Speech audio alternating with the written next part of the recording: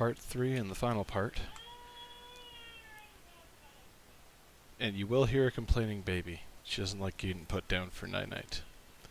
She's had plenty of food, and she is fine. But she doesn't like getting put down for bed. You've been warned. So that when you hear that inevitably, subtly in the background, you don't panic, think my daughter's being killed, destroyed, ignored. I have a baby monitor, and if it got out of hand, I'd absolutely go and address it. So that said, this is the Ring City DLC, and you start in the Dreg Heap, and I just realized my sound is even lower than normal, so it's already hard for you guys to hear. Let's not make it even harder. There we go. There's lots of things you can do and places to explore in this. I'm going to show the most direct routes through everything and the items I plan to use for this playthrough. Though one of them is very powerful. Now this angel, all of them have a matching host, and you have to kill the host to kill the angel. There are 5 angels in the game. Wait a minute. 5, 4. Wait a minute. 1, 2,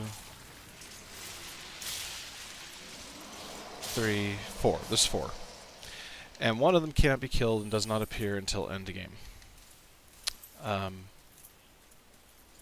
Which is very interesting, but not helpful to us today. I just realized I have a lot of souls, but I'm going to wait until we get past this part. So, get a little stamina back, sprint, because she's going to start shooting. The angels have 2 attacks. One is the obvious beam attack, and one is a curse attack. If you get out of sight and you're within range of them, they'll curse you, or rather they'll put a ring under your feet that does constant and dangerous damage to you.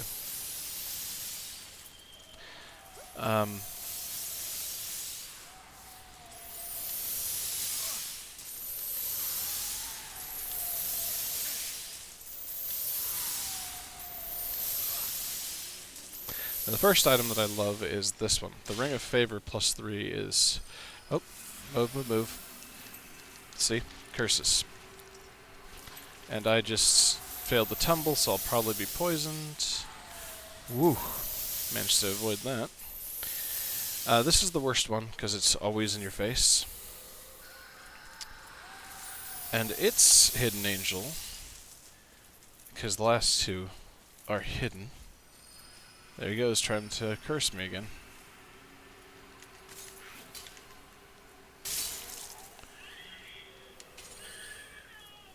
You go here, back up this route,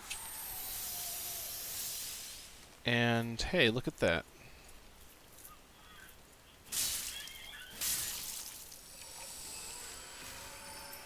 See, he just tried to hit me one more time with that stupid ability. Get back on this route over here. That's no longer a threat. And I highly recommend, in this case, you don't explore until it's dead.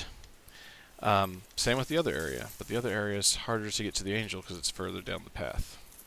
So, now these guys have dark cursed weapons, but they are just as weak as normal, at least for this stage of the game.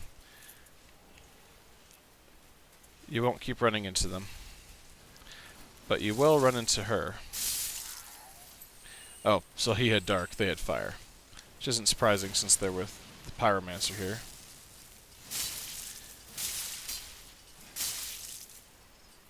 She has a flame whip and a flame fan, and I don't really care if I get it from her, so I'm not going to chase her down there.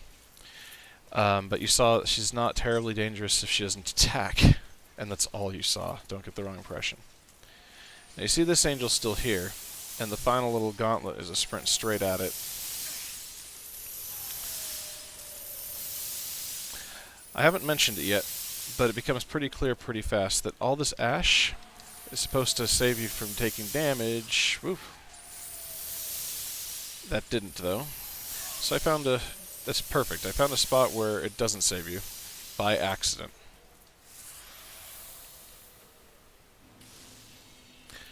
Now, if I go over here, you can see there's areas to jump down, and there's ash right there. Yes. And there's the last larva. You could go up the roof and around, but I find it's just as easy to go down here. What's this over here? A soul, if I'm lucky? No, ember. Not bad, though. More embers are better if you want more health for boss fights and things. You need them for online play. Obviously, in this walkthrough, I'm not online, because I don't want to have interruptions delaying from the main part of the game. You'll have to adapt to all of these things on the fly while fighting invaders, or wait for the invader in somewhere safe. This is a really great place to use a seed if the invader's out in the open and can't evade the angel easily, and they're still alive. Now, I've already taken quite a bit of damage from various things, so I'm going to call this less useful.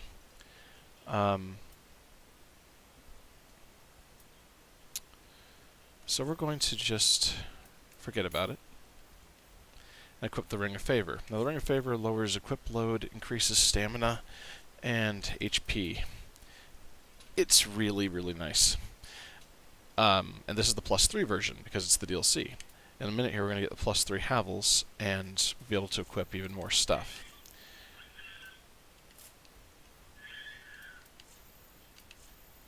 Can I equip all of this guy's stuff? No, not quite. I am now Fat Knight. Enjoy me.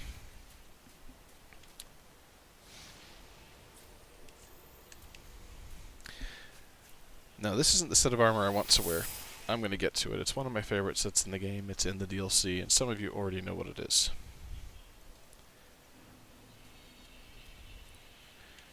But we're going to make sure I can equip all kinds of stuff. So, more vitality. And now, I keep doing that. I haven't gotten... There's no bone shards or Estus shards in the DLC, because you can get the max you can use in a single playthrough in vanilla.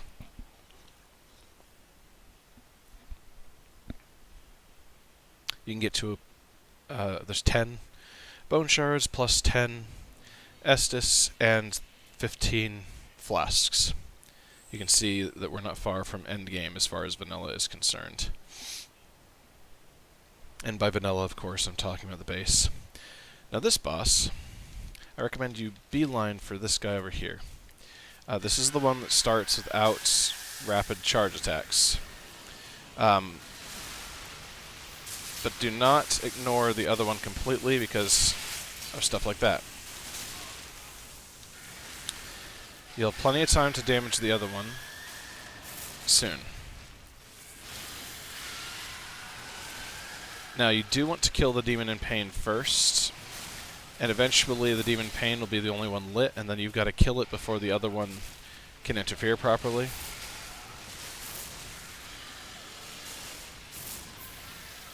Here you go. Nope. He will put himself out in the same way every time. Here he goes. You see the fire, and he exhausted his flame. So get this guy to come towards you a bit so there's some distance. Doesn't make you completely safe, but it does keep you from being hit with toxin.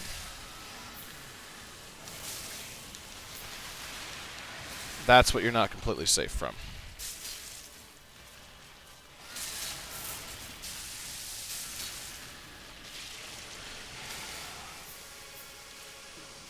That is very dangerous.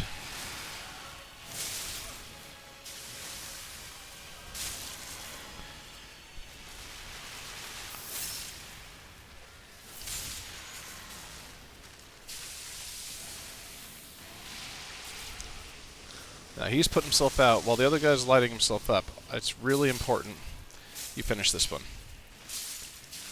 If you can.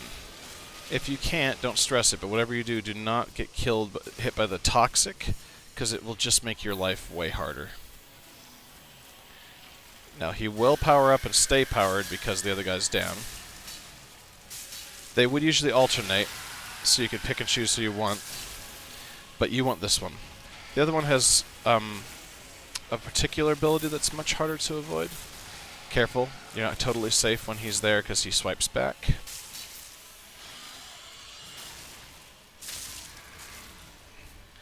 You can see you stun them just fine. And when I say there's an ability that's harder to avoid, I mean in phase 2. Because basically I'm going to kill this thing, and then the real fight starts. And that's a fight of dodge or take some serious damage. Now I've got a little more health now, so I'm not going to die in one shot to anything. But that doesn't mean I'm safe. Stay back. He's going to light on fire. He can't be hit until he does. And it's very important to note that this guy does an AoE fire thing as soon as he lifts. The next thing he'll do is shoot a meteor at you, which leaves lava on the ground. If you're lucky, he'll do this move, but you got to sweep out of the way. Stay away from the lava. And that will shoot more lava at you. Be very careful. Oops.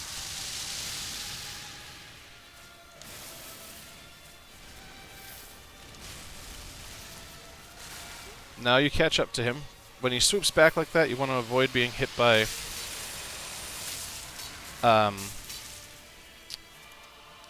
sorry, got distracted for a second. When he swoops back like that, you want to stay on his side until he does, really, because otherwise you get knocked back and it can really hinder your ability to get a couple hits in here. Oop, that was close. You can see you can do quite a few crazy things to dodge a lot of these attacks.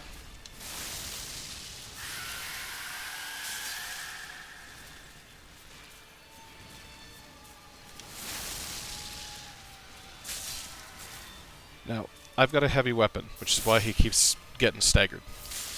Heavy weapons will do that a lot more than agility weapons. I don't think I've mentioned that this playthrough yet, but it's important to know. So you don't just think that you're going to get these guaranteed staggers. That's not at all the case.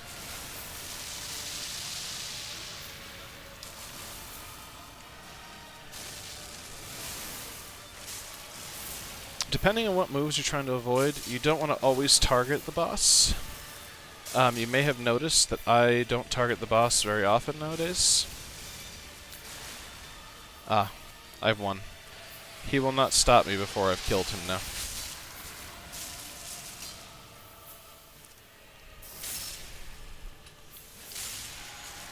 It took me forever to learn his patterns to not take much damage. If you get destroyed by this boss, especially during the duo, do not feel bad.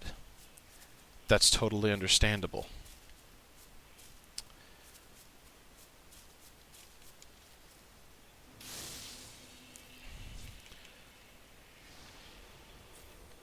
Now we will level up a little bit more. And then we're going to start our mad sprint. This is Firelink Shrine from Dark Souls 1. You may recognize where a certain serpent stuck his head up if you've played Dark Souls 1. I haven't been pointing them out, but there's lots of little things from Dark Souls 1. Here we got a cutscene. We're going to ignore it. And there we go.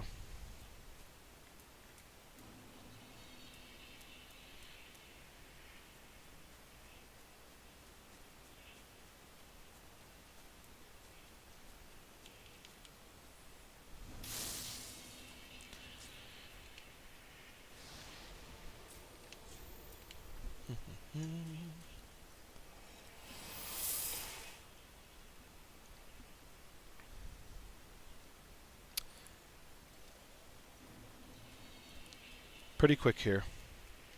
We're going to know exactly what we need to have in order to wear what I want to wear. But for now, I'm just going to keep pumping points in Vitality to make it easier on myself when I get it. I might be overdoing it, but as you can tell, since I'm at endgame stuff and just killing it, nothing matters at this point for this character. Again, we're looking at endgame now. We're going to go back to mid-game and show you some things after this is done.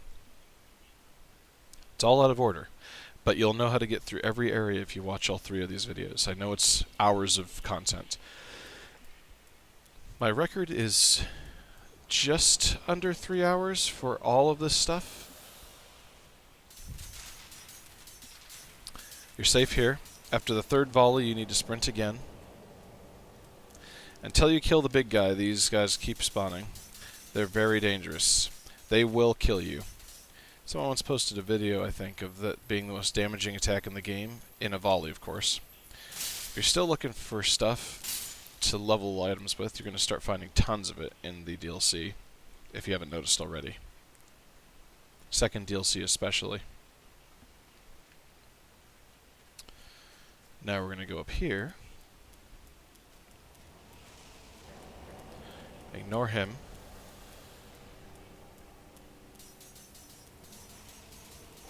Do not be scared by this guy. Do observe over there on the tower, there's a dragon to the left. That dragon is the bane of many people's existence. It's one of my favorite fights in the game.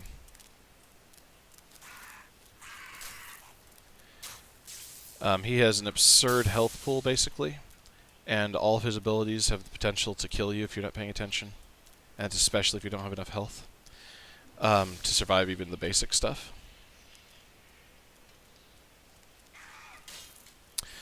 These enemies, some of them have crystals, like that one, and they curse you if they're alive.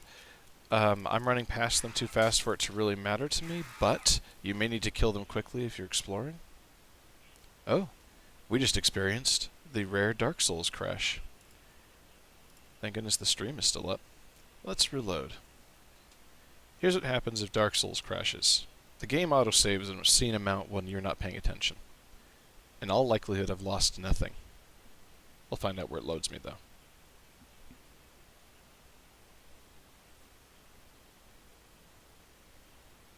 There we go.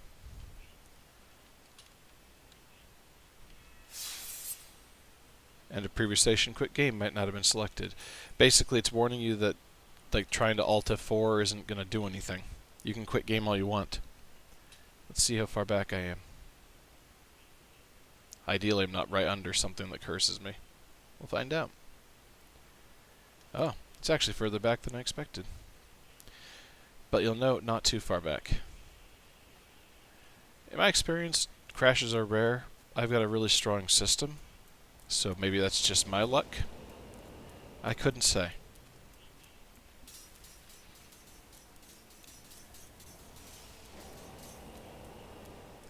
Talk all you want. We're going to keep going past all these guys.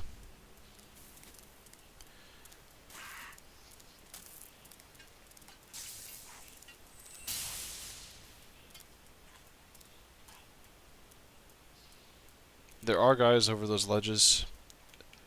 Guess I should mention those sorts of things for you. Obviously, there's the guy right around this corner. The guy that hops down that has curse on him. Behind me, and the guy in the middle that has curse on him.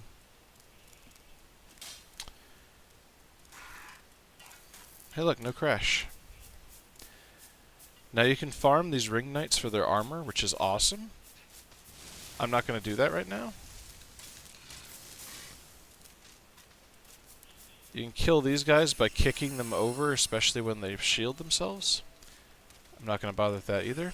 But I will say, every one of them you leave alive can put those rings down, and those rings just do steady damage to you.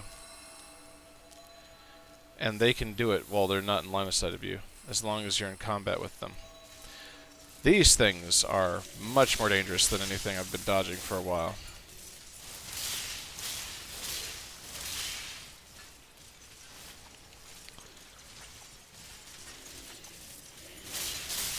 Ooh. And that's why. Potential to kill me really quick and easy. So can this guy, if I let him grab me. The insects are no longer friendly. So we're going to go in here. And we're going to light and rest at this bonfire. Now I told you I want the Havels +3. And there's actually two things out here that I really, really want. what I want, what I really, really want.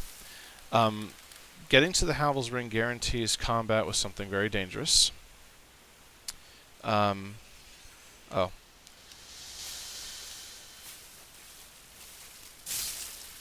Do what you can to kill him without aggroing his buddies. Fighting 3 of them at once while one's cursing you and one's spinning at you and stuff is really hard. And if you think you can just climb this ladder, you're mistaken.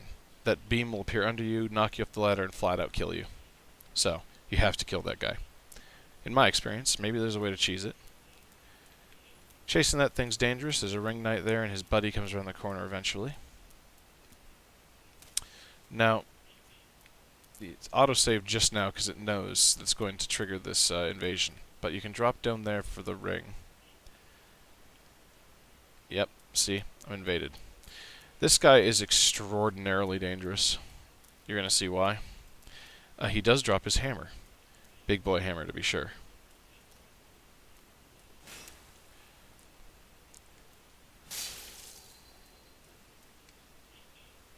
He will also use its special ability frequently.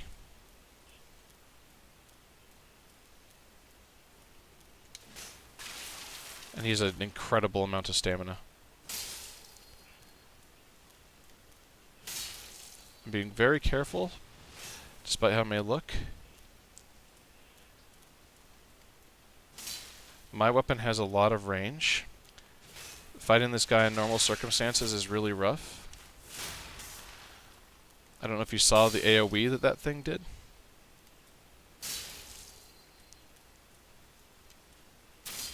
Oh, and that's why he's dangerous.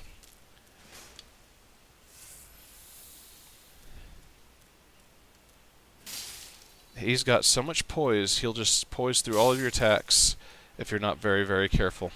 Treat him like he's going to one-shot you. That's my general rule. Oh my god. More people come in that haven't seen me in forever. Hey, man. I'm doing a walkthrough, so I'm not addressing people by name and directly at the moment. I'm going to post all 3 of these videos I've been doing to YouTube. It's an out-of-order boss fight walkthrough of the entire Dark Souls 3 game.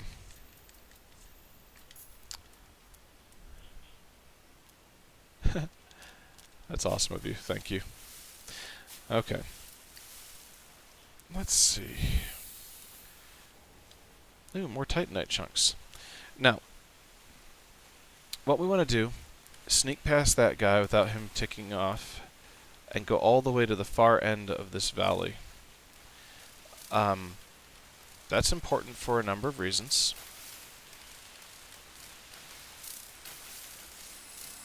Oh, we've already blown it. So just keep running at this point. Don't stop for anything. You can see there are archers shooting at me. We will eventually outrange him. Do not count on that anytime soon.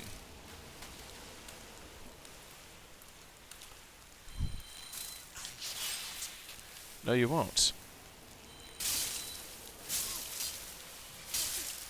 Oh my god.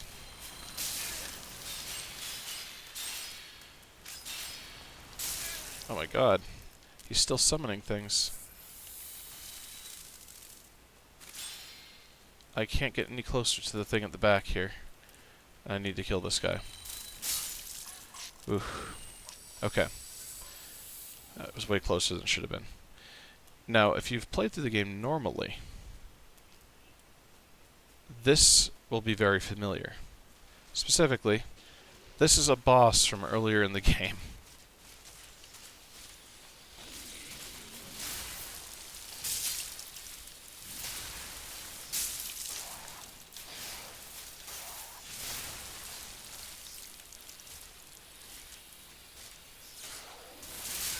Oh, nice hit.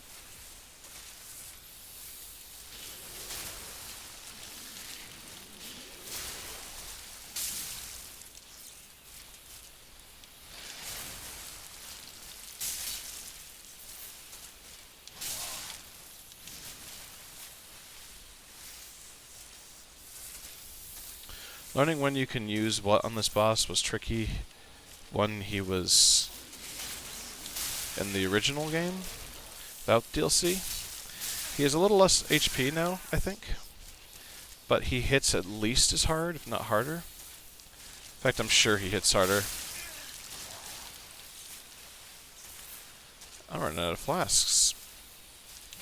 I'm doing terrible at dodging him.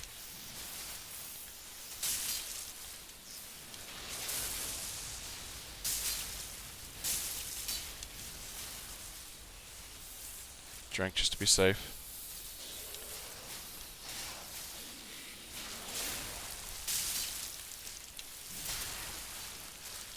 Come on.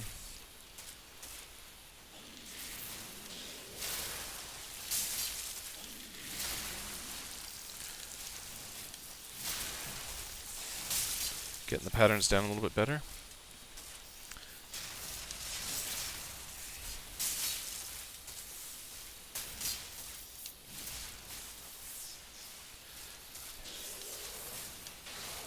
Sadly, you can't double up on his boss soul.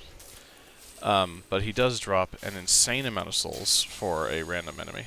And his full set of armor, which is the armor I'm going for. So, I've done it now. I've got his things. And now I have to get out of here without dying.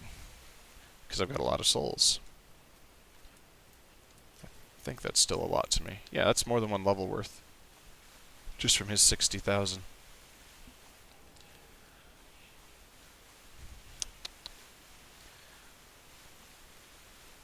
So what we're going to do now is run past all these ring knights and to a shortcut to the bonfire that we got a little bit ago. Usually you can take a sharp right and go up there past the big guy and just outrun all of their things all together. I didn't do that because I wanted that Dragon Slayer armor and because I wanted Havel's ring. So much crafting gear. Basically, if you haven't maxed your crafting gear by this point... Yeah, we see you, Dragon Man. If you haven't maxed your gear by this point, you really need to. And they're giving you all the tools you could possibly ever hope to need to do so. So, let's go back. Try to equip the armor and see where we stand, and what I need to dump my souls into. I don't think I've overdone it. I think that armor's heavy enough that I really have to work for it. Dragon Slayer Knight's soul can go to his axe, his giant great axe, or his slash halberd, or his shield. Both are fantastic, just as an FYI.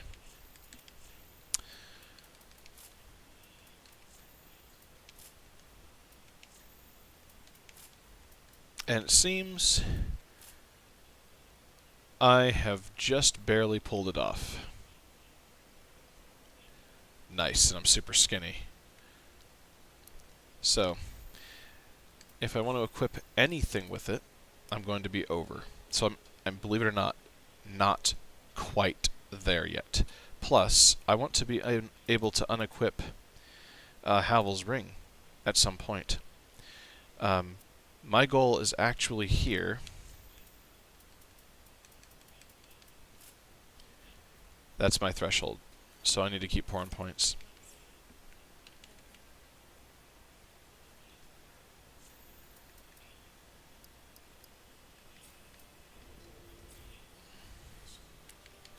Let's see where we're at now.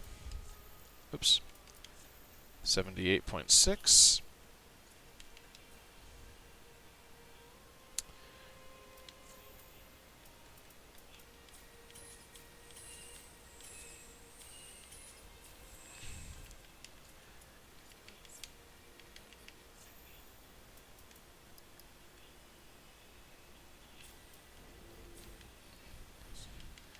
Alright. So, obviously I'm more than there with even a regular Havel's ring. So that's nice. Now I need that shield because it parries. There are two, I mentioned that at the beginning of this playthrough, there are two bosses that parry is very powerful against. And to make this easier on myself, I'm going to parry both of them. Right now though, we're getting near the final stretch of the DLC. Now there's so much to explore and do in the DLC Do not mistake what I'm doing as the entirety of it. Less so in the Snowy First DLC. Lots of stuff in this one, though. What I'm doing is the fastest possible sprint past almost all exploration, straight to bosses and such. Now, there's two ways to avoid this first fire, or at least dying. You can either go for it, like I'm going to do, or you can try to get into that cave to the right, that guy will do what he can to push you out of.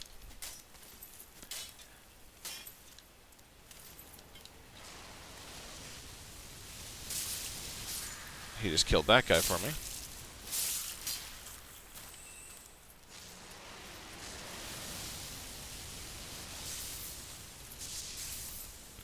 Now this area is a maze.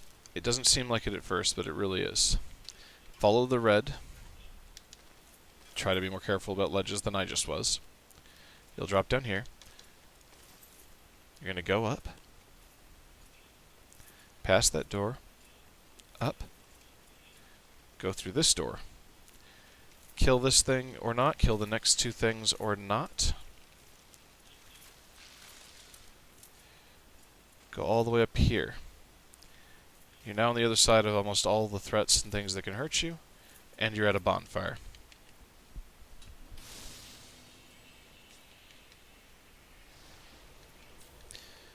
Now it's time for your second proper encounter with the dragon. Here he comes. He'll immediately start breathing fire.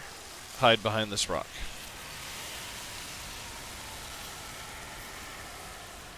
Wait for the fire to dwindle a little bit so you don't get hit by it. Run past him. You won't do tons. Just be careful. When he does that, step over into this little ledge here, because he'll swipe back. When he does that, stay here. Careful about swinging, because you can always shoot forward. Gotta watch out for his Godzilla breath.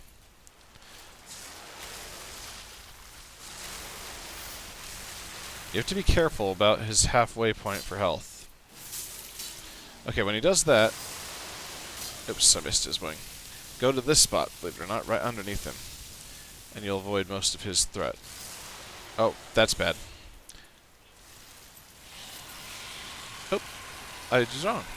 I thought he was onto his next phase. He has not got there yet. When he roars, he's potentially onto his next phase, and you gotta be careful.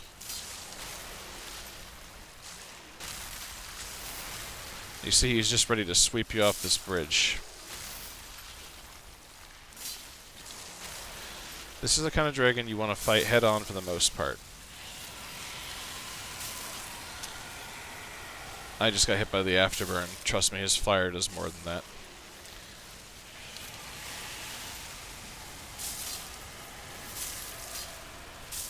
Okay, now I'm going to run. Now he's ticked. If you don't get out of there fast, you will likely be swept clear off the bridge, smashed to bits, or set on fire to death. But as soon as he's past his temper tantrum, you want to get in there and hurt him as fast as you can, as hard as you can, because you'll stagger him. Once he's staggered, knock him off the bridge.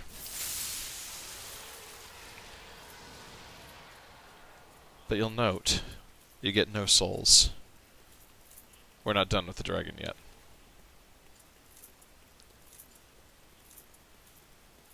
So we're going to go up here.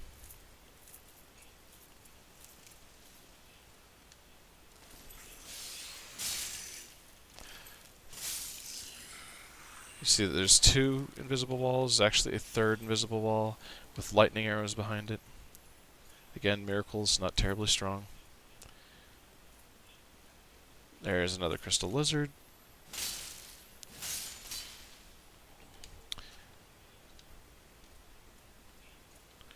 And the other ring I want right there.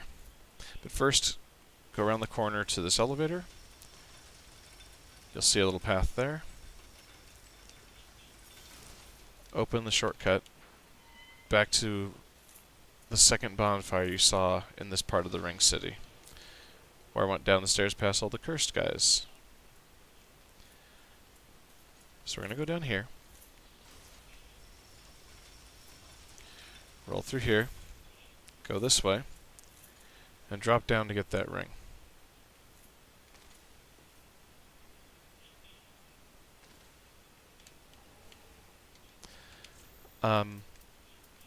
At this time, I still can't equip this, even without the shield. So, I'm going to ignore it for now. And we're going to go fight the first of 3 bosses. If you kill this guy, you can get his twin swords, and they are as cool as they look. And yes, you shoot fire with them if you want. Now I'm just going to go right in, run to the boss door, and pretend he's not real.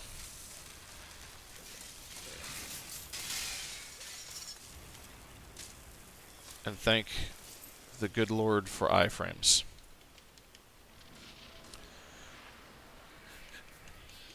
If you're online, you could end up playing against a human player here. It's not as likely nowadays, but you can.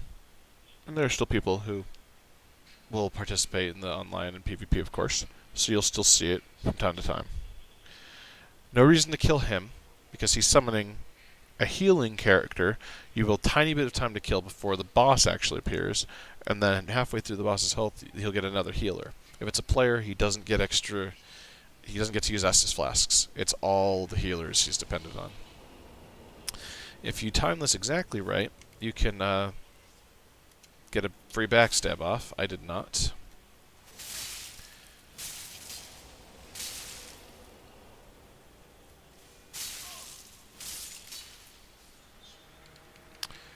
But I did get that done before the Spear of the Church appeared. The lights will appear around him whether or not it's a human player or the NPC. The NPC uses this crazy katana. Human players, if they've got the Covenant, can use the crazy area ability he just used. Thank goodness that doesn't do tons of damage.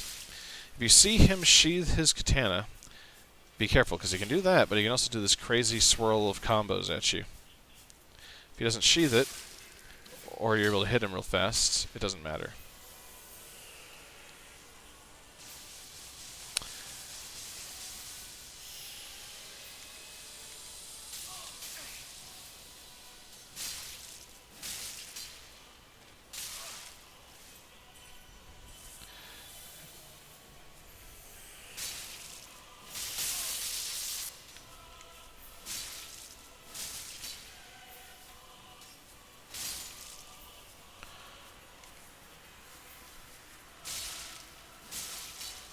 He can no longer heal.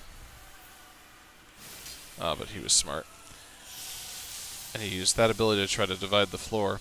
The idea is to divide the floor between the healers and the... well, if you're the bad guy, if you're the boss in this fight, you want to use that ability if you have the item, which you have to earn, to separate the player from your healers and or from their friends, as the case may be needed. Oh, I forgot he gets tons of poise from that.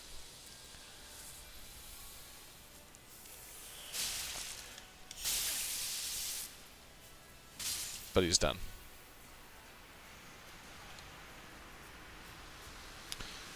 No bonfire there. It's actually up ahead. It's a completely unnecessary bonfire. It's just so you can quickly go to the church. Because up here there's another one. Past a cutscene.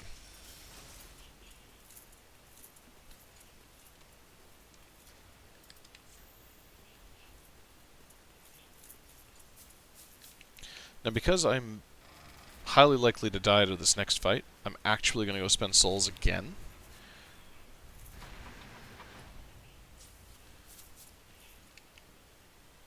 Touch the egg and the cutscene begins.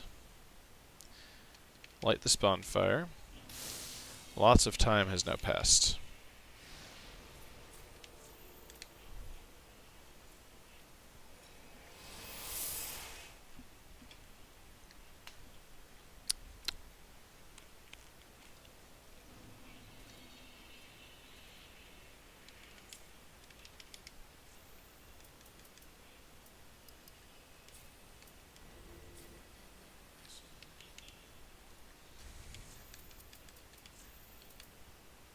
Closer.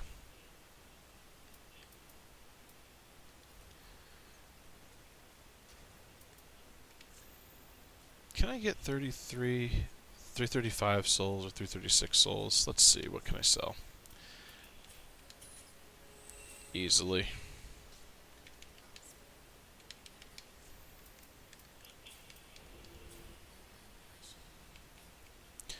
Alright.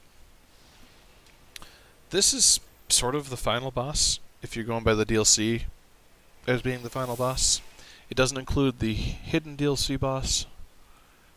It doesn't include the secret boss from Vanilla, and of course doesn't include Vanilla's final boss, which is what leads to the credits.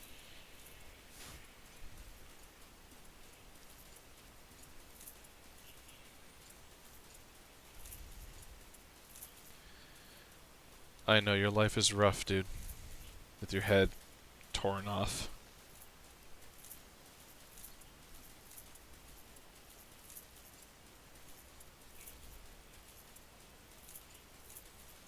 Now, if I do surprisingly well, this will be a lot of fun. If I do mediocre, I can probably pull it off. If I do poorly, I'm just going to die. There's no ifs, ands, or buts about that.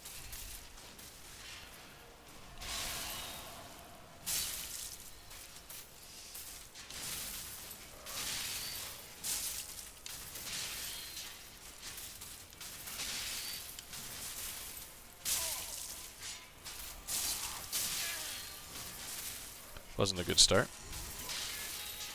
I should be able to do this part without being hit.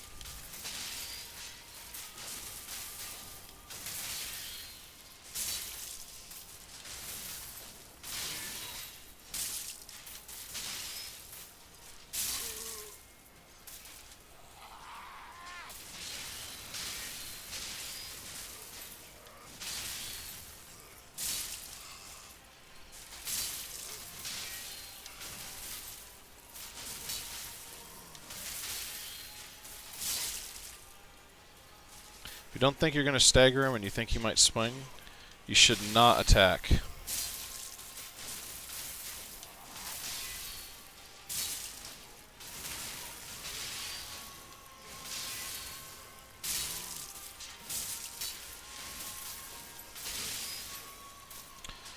I could have attacked there, but I would have run out of stamina. I need that to dodge.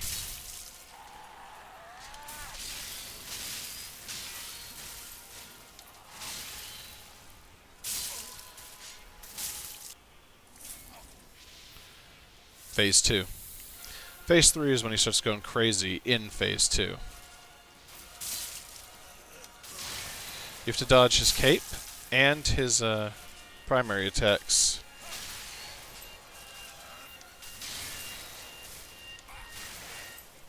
Stupid alarm.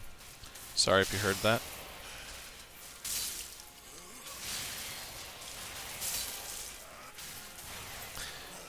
All that red area his cape can hit.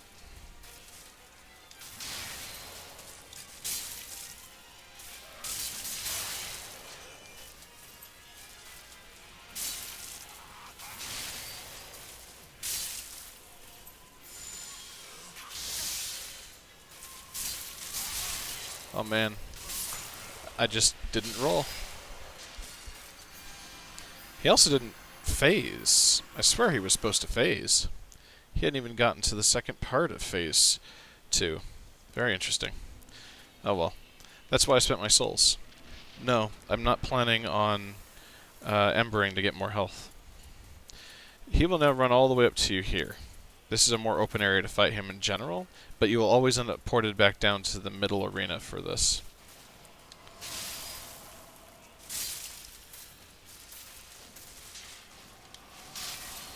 You do not want to be hit by that ability. Really, you don't want to be hit by anything during this fight.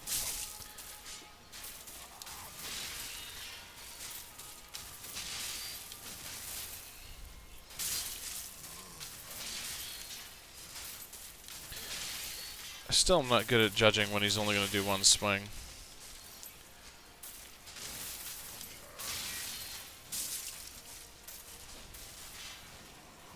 This is where it's essential to know what your weapon does and how it attacks. So you can do things like that. That was really damn stupid.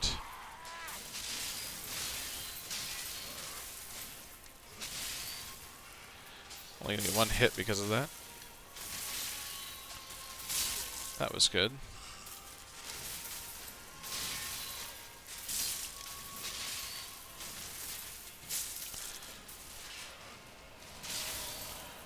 See, I'm letting my stamina recover instead of just attacking willy-nilly. Sometimes that's the smarter option, even if it looks like you have an attack opportunity.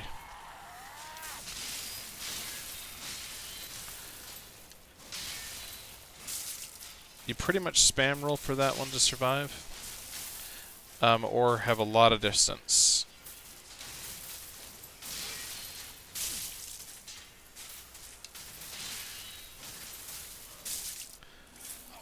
Okay, didn't take damage yet. That's a good start. That was a really stupid move on my part.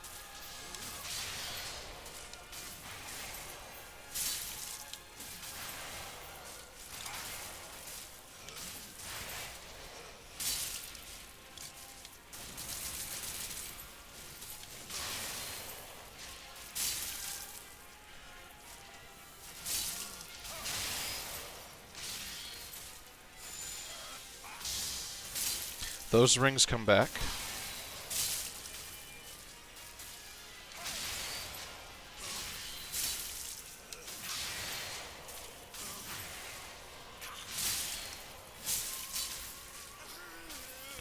Hit him one more time. Run.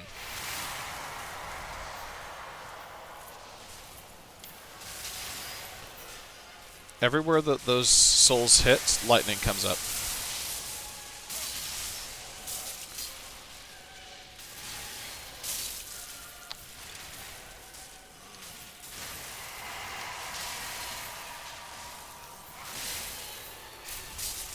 He'll keep releasing them throughout the fight.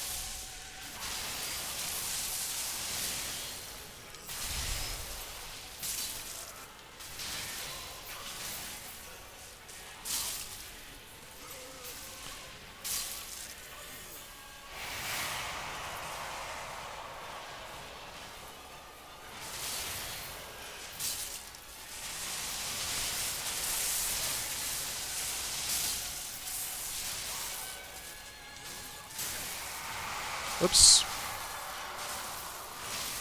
Drink instead. Could have attacked, but I chose to heal. That was really stupid.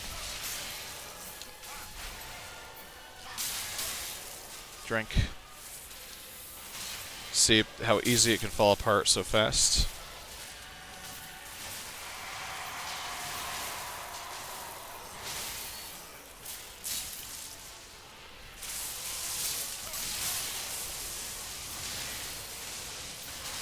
Drank quick. He's fast.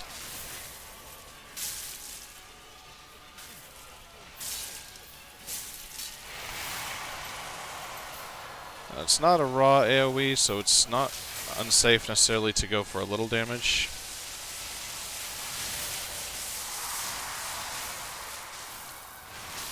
Keep calm, and you'll get him.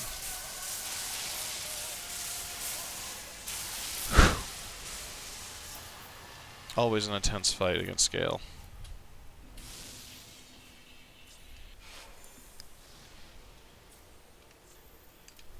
Always. One more DLC fight. Then it's all cakewalk. It's always a cakewalk if you do it in this order, because it goes to medium, medium, harder, harder, suddenly difficulty spike, suddenly massive difficulty spike. Let's see what I can get out of this.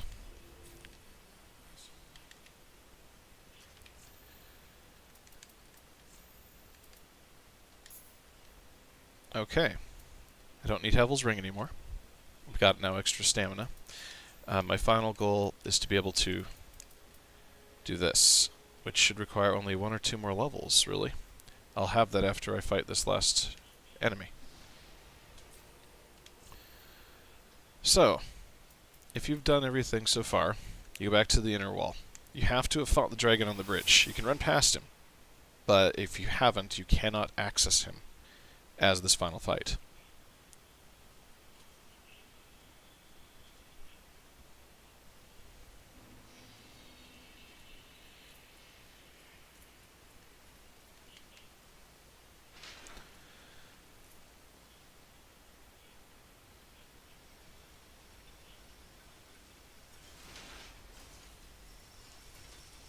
There are hints that can lead to this spot. I'm not going to describe them right now.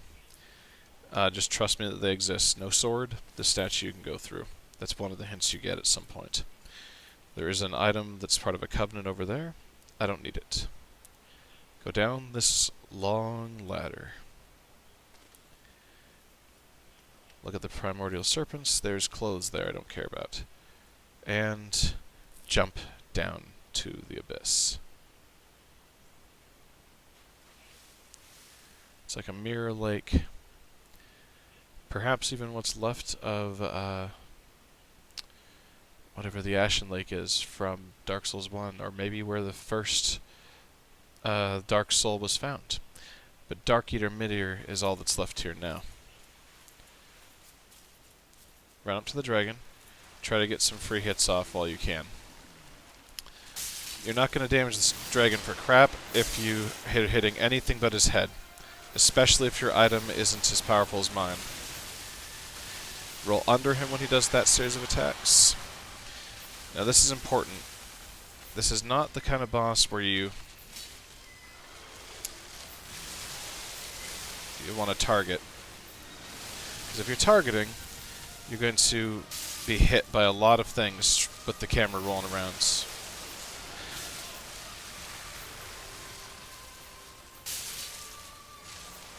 This fight's all about learning when you can hit him, where his head's going to be after attacks, and generally being patient.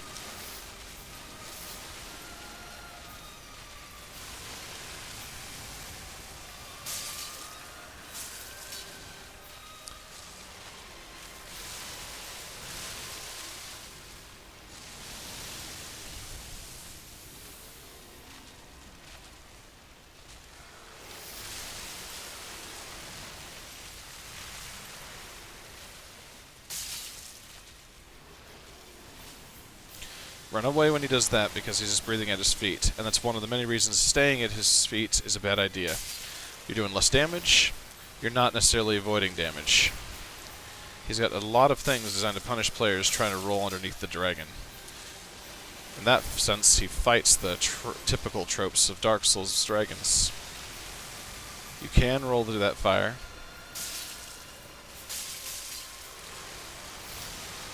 He's halfway point. So he'll do this, perhaps twice. Actually, I think he'll only do it once this time. I don't think he's quite at halfway. No, he's not. Oop. This is a...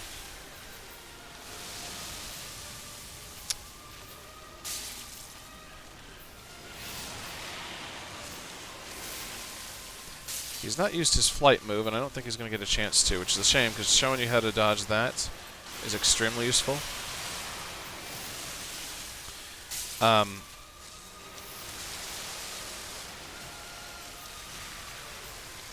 Basically, if he flies up in the air, you can either use a fire shield to avoid it, or you can run straight towards him and to the left to get out of the fire ring.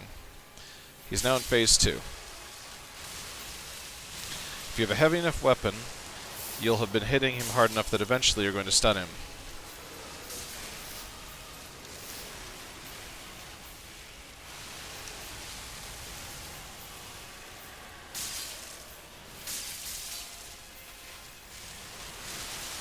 Oops.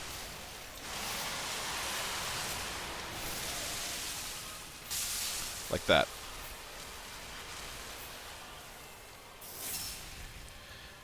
So that takes off a massive portion of his health. And if you got enough damage, it'll help you finish him off. Or you can just opt to die, like I almost did. Wow. Not the best walkthrough if I died right at the very end of defeating the boss, but it almost happened. Meteor is done. 150,000 souls. Superpower.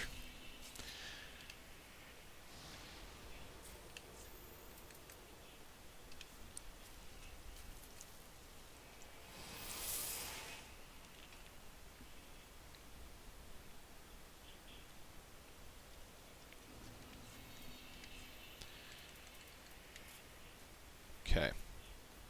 I won't need to touch my equipment again if I can get this under 70.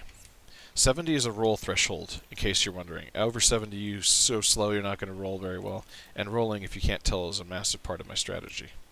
So we're going to do this one level at a time to see exactly what it took to get to this point for this character.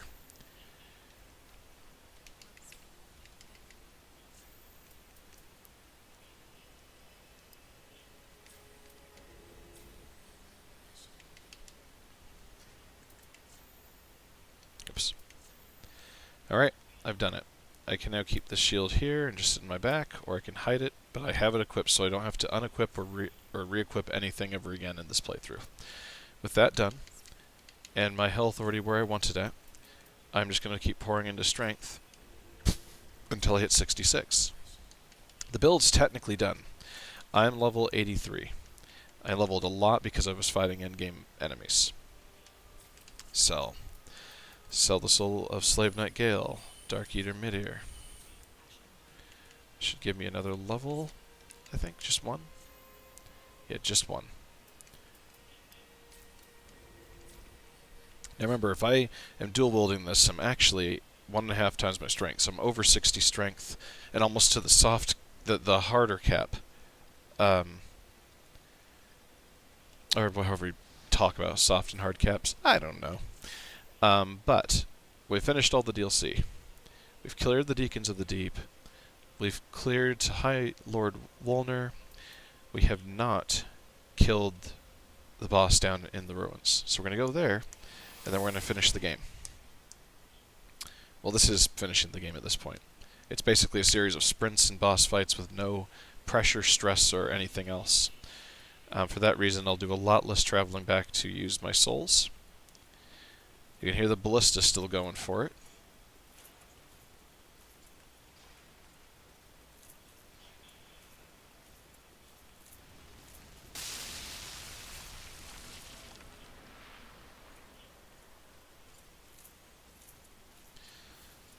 Let's see how much damage I do to the old Demon King. Much. Lots. He is a boss. His bar just hasn't appeared yet.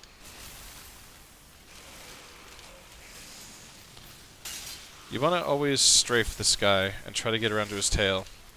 It gives you more time to react to his combustion. I just staggered him.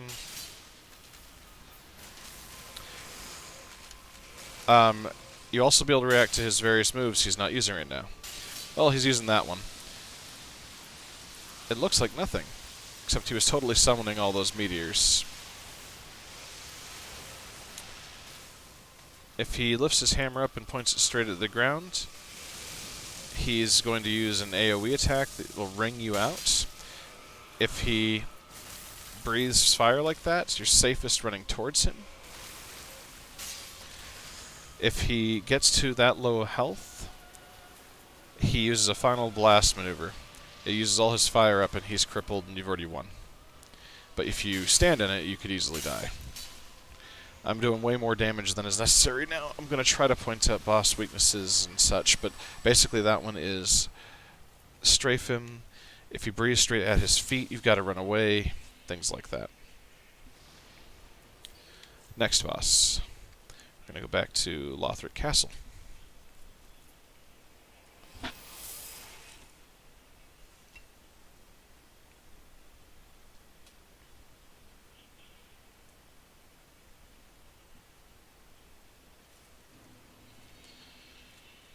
From the Lothric Castle bonfire, where the dancer's down to the left, so you could also take hers and just go this way, I'm going to head up these stairs and down into the Consumed King's Garden, which is below all the stairs and ladders of the castle Lothric.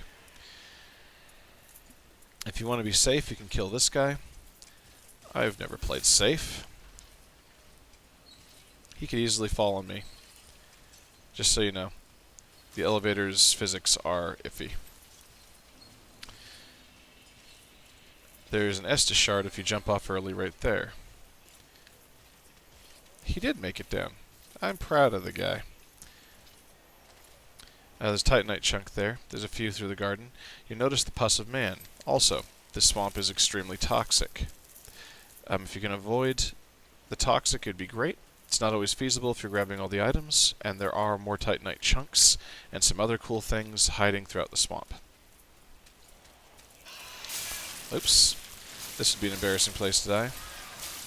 Pus of Man is really dangerous, though. Your goal is to get up here. If you head to the right through that door and gateway, there's actually an elevator that leads to a shortcut to make it a little easier on you. That guy will heal and buff these guys from above. You can lure him down, but there's a shortcut from the elevator shortcut to jump above and kill him from behind. And here's another boss. This guy has two phases. The first is mostly dodge his slow melee attacks, including where he jumps in the air, that looks exactly like the jumping attack from the first boss in the game. He'll also stick his staff in the ground, and if he does that, he's casting magic that you need to roll out of, if possible.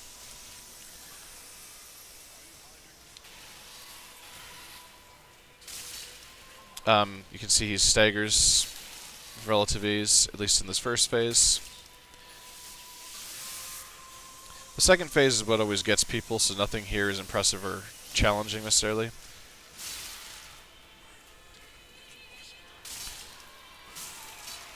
Second phase. Now what he'll do is this crazy series of moves, including that, but the real dangerous one is whenever he charges like that.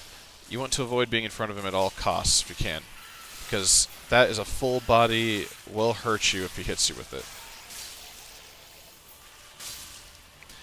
At this point you can stagger him and do this though. Familiar, I know.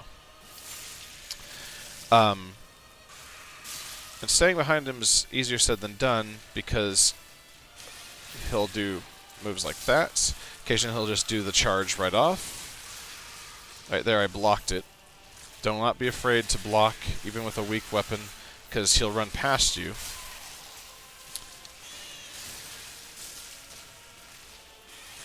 Instead of doing massive critical damage to you, he will knock your parry or knock your stamina loose, and then it'll get past you and won't hit you again. You'll recover before it matters. I hope that helped. That was an awkward description because he's a distracting fight. After he's dead, you go through this back door.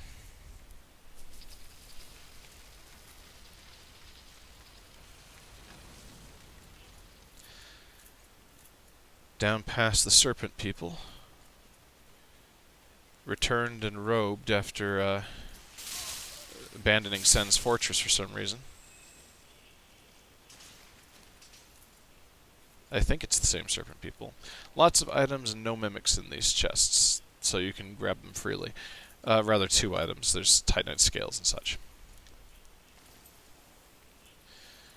Now, if you're a spellcaster, there is the equivalent of the Estus ring to recover more Estus while healing, but it's for focus points. It's up to the left past a bunch of enemies in this little group. Up the path where you started. Yes, this is the starting area just in the past. To the right, where I fought the giant blue lizard, there are now 2 of them, and they both dropped scales. Now, I'm equipping the shield, because the boss coming up is one of the ones that parrying helps with.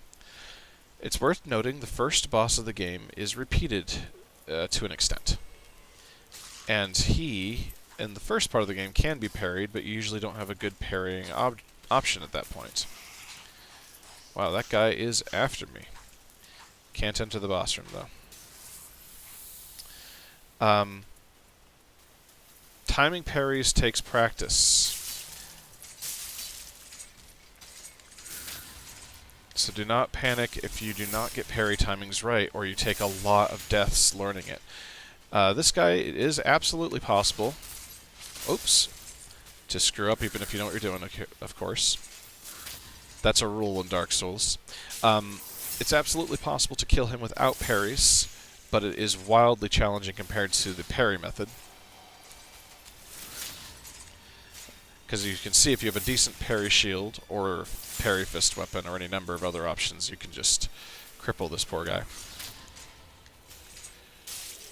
Makes the boss fight from one of the most challenging in the game to a total parry fest and joke, which is why a lot of people don't like this strategy. You saw me parry right out of a roll. You can absolutely do that. And he's already down.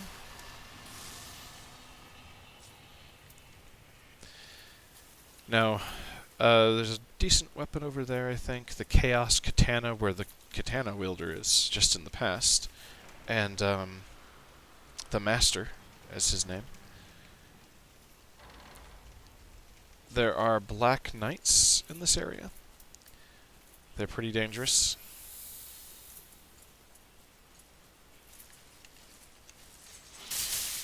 You can see that they didn't care at all that I hit him. No stun at all.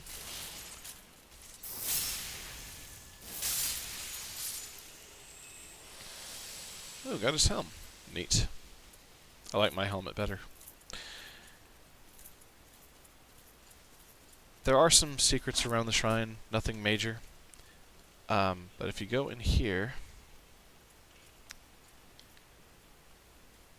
in the fire, you can find a fragment of the coiled sword, which is a permanent homeward bone. Depending on what if you've killed a certain individual, there can be an item here. I didn't kill him, but I ignored him. I think that qualifies. And I get his inventory now. If you go up to Andre's vigil, you can find the blacksmith hammer. If you go down here, you can see the most awkward illusory wall ever, and a necessary item for one of the endings, the one I prefer. Yeah, that wall disappears instantly. There's also an illusory wall up there to get down here. And last, but certainly not least, there is a living soul in here. The Shrine Handmaiden. She doesn't have all her inventory from the future, but she does have a set of items she won't have again. The Wolf Knight armor, helm, gauntlets, and leggings. And a priestess ring to increase faith. I don't think she has that in the future. This is important if you played Dark Souls 1 and you know who this is, but we're not going to go into that right now.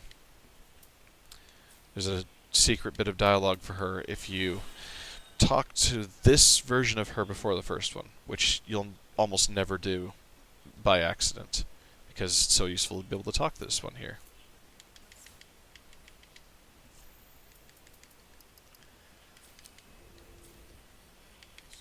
Oops.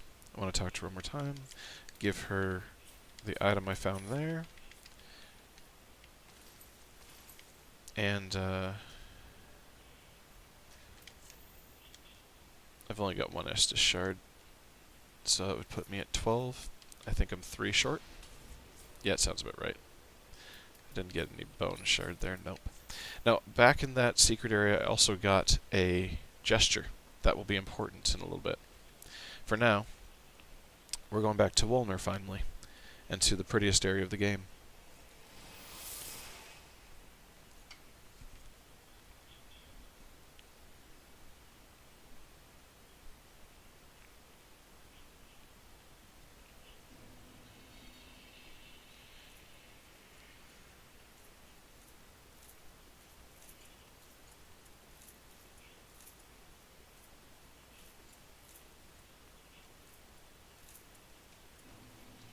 Irithyll of the Boreal Valley.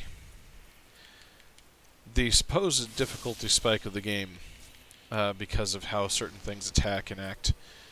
Um, Obviously, I created my own by doing the dancer first. Now, this may seem like a safe bridge, but it is not. You're going to want to keep running. You'll hear things land behind you. Ignore it for the moment. Get at least to this little glacier here, this little set of ice. If you can do it right, and you've got a strong enough weapon, you can just kill this thing right off. If you're able to hit it with a hard enough weapon, even if you don't kill it, you can stun it. If you don't want to fight it yet, you can keep going.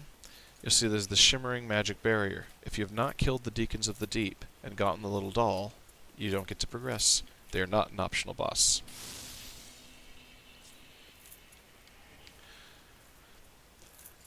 There's a lot of items around this area. Again, I encourage exploration on a first playthrough. I've already done this way longer than normal because of all the explanation and the way I've chosen to fight this set of enemies.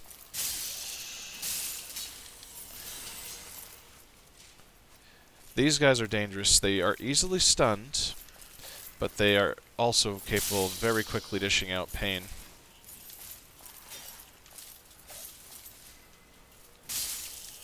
Oh, you finally got me.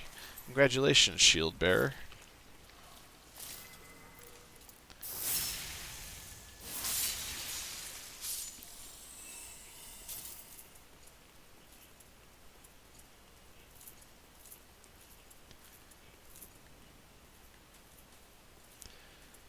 My frames died for a second. That was a tragic moment. Whenever you see them do that, they're going to shoot fire at your feet. Whenever they do that, they're shooting fire in an arc. They can shoot fire under the ground at you in a big chain, like that. I've got enough health to survive them. You may or may not be able to run past easy, depending on luck. Oops. Let's not die to these. Wow.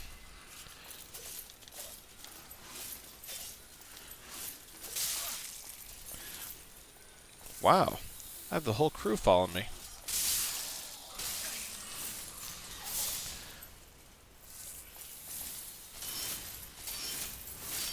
You can sidestep so many attacks. I didn't need to fight those at all. I could have just kept running to this bonfire church. Couldn't help myself. I couldn't help myself. My character's too strong right now. Now you'll want to definitely take a small detour to the right here. You'll find a grave with a very important item in front of it. Kill this very dangerous looking enemy, who's been taken to the abyss, hence the red eyes, and grab these homeward bounds. I was lying, it's behind the grave. Bone shard behind the grave. Do not miss it. That's one of the 10 in the whole game. Yes, there are enemies that you can see only their eyes. Yes, they will aggro if I stayed here. We're going to ignore them for the most part during my little sprint through here, but while you're exploring, you're probably going to have to clear them. They are not hard-hitting, just hard to spot. There's a ton down here crawling around. There's one that will drop down on you if you stop moving. There's one right here below. There's a really dangerous one that can trigger the rest of them if you let it go, and also cast spells. There's a very scary thing in the water here. If you don't have a long enough weapon, you might need to go forward a little bit more. If you did not kill the beast on the bridge, it can reappear here. Yes, I did run through the corpse of one of those things. They don't all live. Now, there are 3 bosses in this area. Well, 3 bosses from here. There's a fork to one, and then 2 others in another direction. None are optional, because you're collecting the Lords of Cinder. And to the left, there are 2. One that you just have to kill on the way, and then the Lord of Cinder. And to the right, a different one. I always go to the right first, because I'm going to head there anyways, no matter which way I go, due to there being a bonfire here.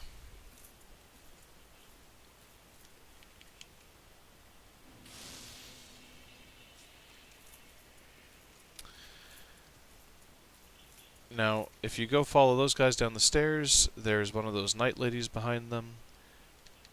If you jump down this way, you'll take a little damage, but you can get a rusted coin and potentially kill that one and that one. More Titanite shards if you need them at this point.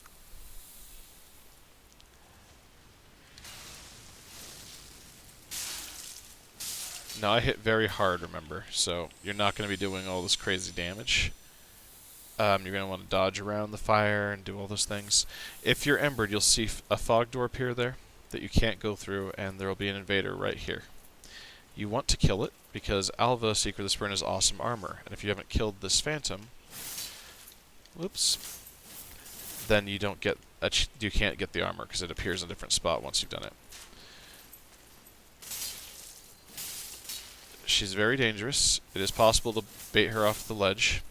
If you don't have enough damage yourself, that might be your option.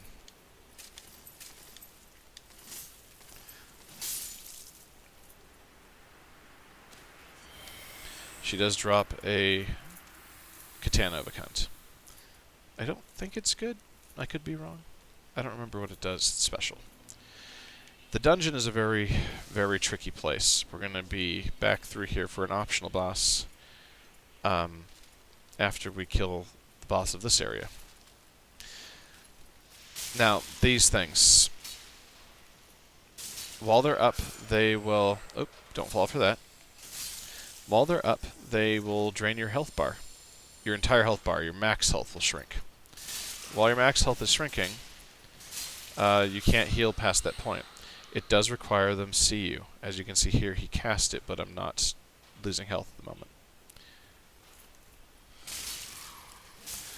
There we go. And my max health looks lower now. If you are just going for the win, you go past this guy. Ignore that guy. He won't attack you. He's the only one that won't, but he won't. Lift that gate. You can now open this gate from this side. But before you go through it, open this cell. Grab the jailbreaker's key. Head back this direction.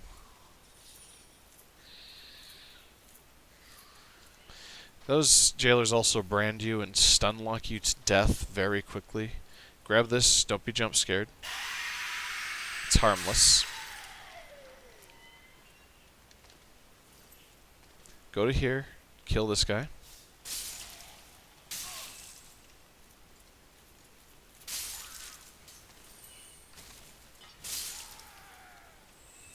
I swear there's a shortcut around here I've never used. Yeah, I'm pretty sure you can survive that fall. That's useful for getting to the next boss for a couple reasons. I've never done it, though.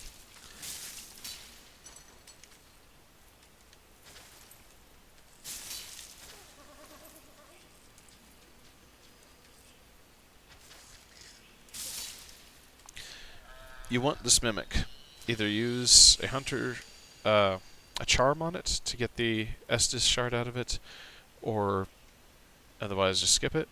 Stay to the right, drop gently, so you don't touch the giant, because otherwise you'll trigger him. You can avoid extra fall damage by going down this ladder, but you can also just jump down. Rats. So many rats. That's a mining pick. It's not terribly important. There are more rats up here.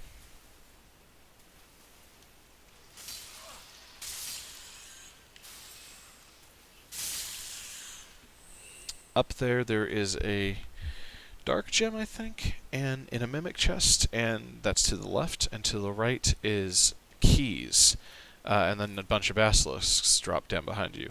They curse you if you don't know what those do. So they're very dangerous. The keys let you unlock a very important character if you're doing a certain storyline. Now, Alva's armor will appear down here, but only if you've rested at a bonfire or something. You can exit the game and rejoin it to get her armor to appear. I'm staying in this armor for the rest of this playthrough, though, so I'm not going to do it. in the rooms behind me. That's very important. Now, since we're going to be back this way, I'm unlocking a shortcut right now. So let me run from the first Irithyll dungeon bonfire back to this area, which is just a drop down from where I grabbed the Jailbreaker's key above. If you are doing miracles or investing in a really high-end build, dropping down and grabbing that item is important because it gives you lightning weapon. The lightning weapon spell.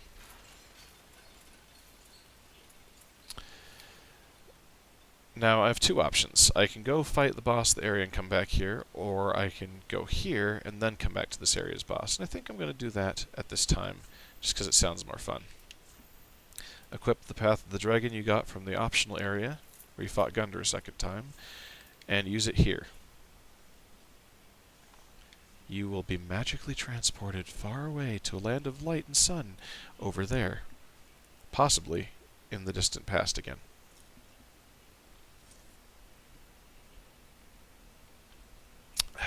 Drink some soda. It's the only reason I'm watching the cutscene.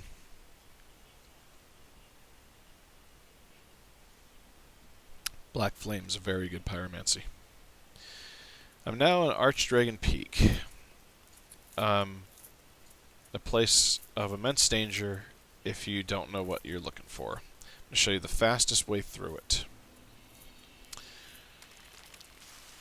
So, there's a guy below. You can fight them both. There's a lot of good items. You might choose to do that. You see these flame casters. I'm ignoring all of them. I'm just going to trigger the bonfire. Oh, I can't even trigger it while these guys are up. I usually don't run past them. Now I remember why. Nice. Never underestimate this game. I thought I could trigger that bonfire. I usually kill them all just because I enjoy it. Because I'm not a speedrunner. And that's what I get for pretending to be a speedrunner. Alright, they all die and I'm going to get my souls back. In an organized attempt where I'm not pinned on a cliff, they don't stand a chance against me right now. The hook guy with the shield is very dangerous, but these guys can be even more dangerous depending on what they do. He's already dead. You're dead. It's 2 down. There's 1, 2, 3, 4 guys up here. 2 flame spitters, the double dagger wielding guy, and a guy that's just using a shield.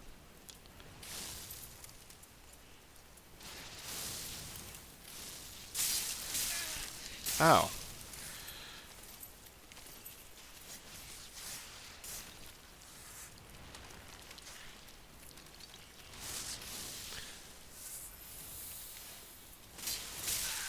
Ow.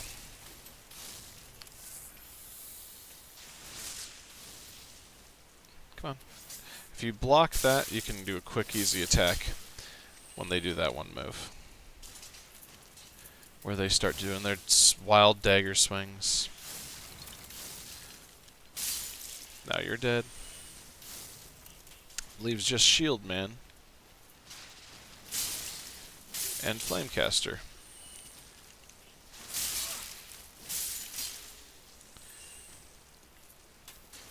There is a wildly dangerous, larger one of those guys up there. You can see him peeking over the side. They guard items, so you'll want to kill them.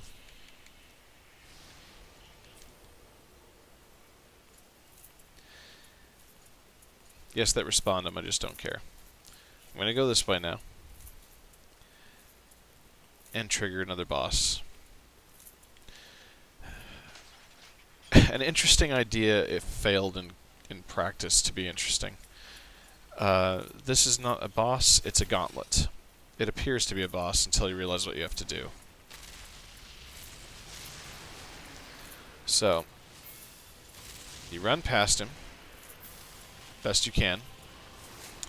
Go here before he starts breathing fire. Dodge past these 2 guys.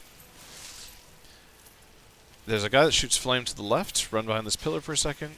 His flame will hit the pillar instead of you, running up the stairs. They'll drop down behind you and such at that spot. I just get past them. Dodge roll past this guy and past this guy. I didn't succeed. Now the really dangerous part. There's a flame guy behind me, and the chain Wilden one. He is hands down the most dangerous enemy up here. He can hit you with that chain from insane distances. Just go straight up here if you can. Hide here if the dragon's up here because he's going to breathe fire. Go this way. You can clear all those enemies instead of running past them, by the way. You're given plenty of time and ways to hide from this dragon. I always make sure he's not going to breathe fire again, like he just did, because you can miss him. It's obnoxious if he keeps doing it. You need to do a perfect drop attack, and then you'll just kill the dragon in one hit. Gauntlet complete.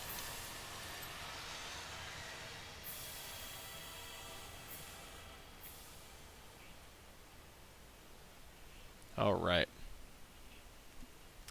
You'll get summoned to a different area with a lot of souls you'll want to spend.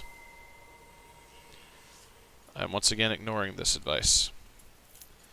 There's a bonfire right here, so you can go right back to this spot. The dragon fight's just out that door. I'm going to ignore that too. When you go into this area, an ad above will summon a non-dragon serpent NPC to fight you. You can ignore it and run this way.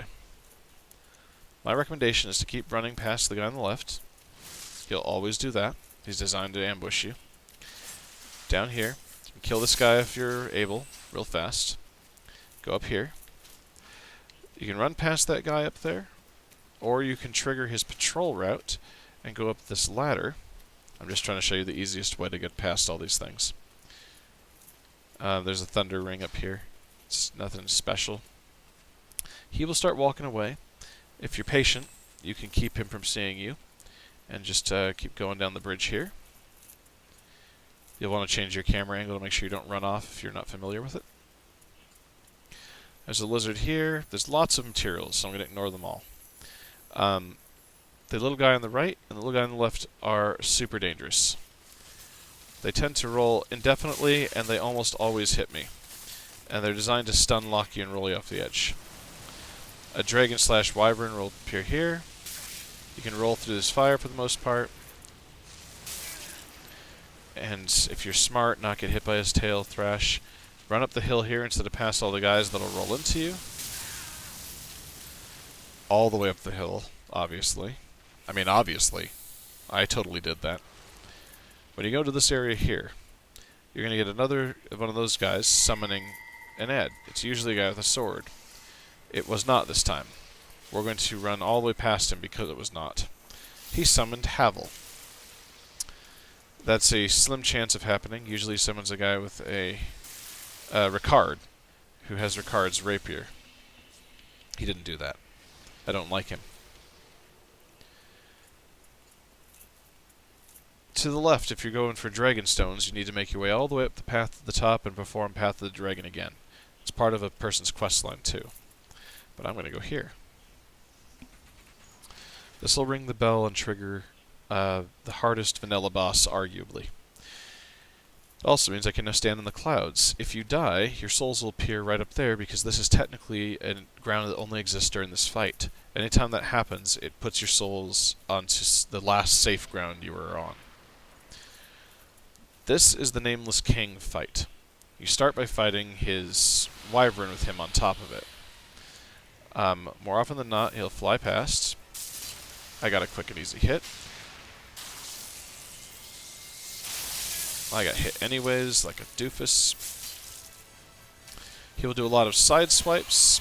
If he does that, run straight towards him, so you can hide in the dragon's head and smack it freely. I do so much damage, it's ridiculous.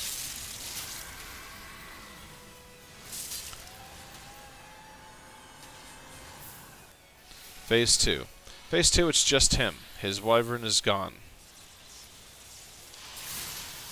This guy is all about punishing your overextension. Hit him once or twice. Prepare to dodge. Let stamina revive. Learn his moves. Until you do, you're going to get hit by a lot of stuff like that. I chose that to heal instead of attack.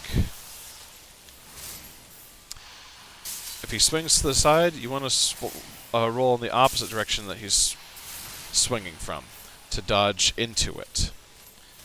It'll favor your iframes if you do this.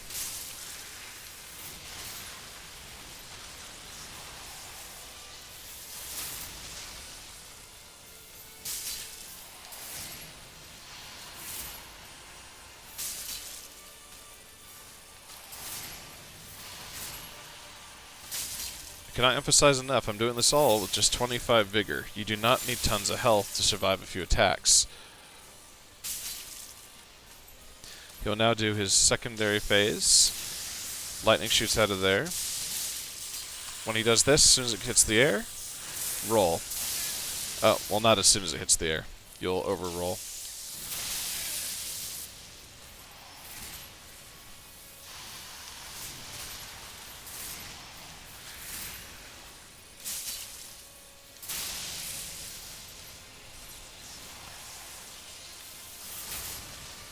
He's really done messing around with me.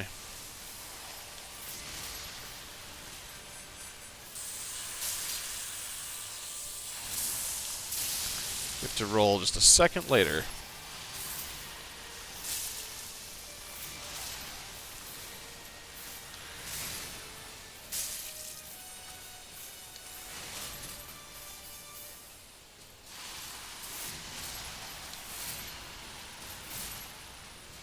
Oops, I missed.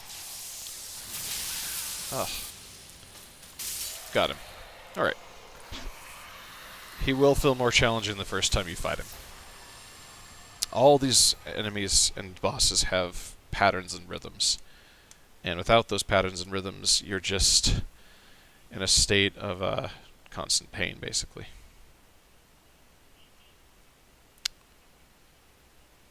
But that pain eventually leads to success. So now we're going to go fight the big bads. Yes, we are. So we're going to go back to the dungeon where I've got that shortcut unlocked. But we're going to try an alternate path there, because I've never tried it. I want to see if you can survive the fall. A lot of souls to risk on this, but why not? It's a walkthrough, right? If I'm teaching people stuff, then I'm supposedly doing my job.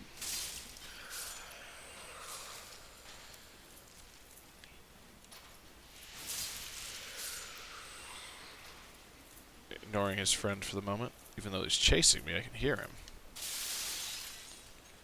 Go away, I don't like you. Oh, that may not be survivable after all. We're going to try. I'm going to try. I'm going to get full health.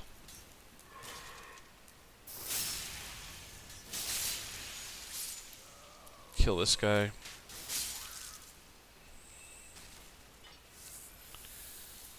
And just see. There's a gap there.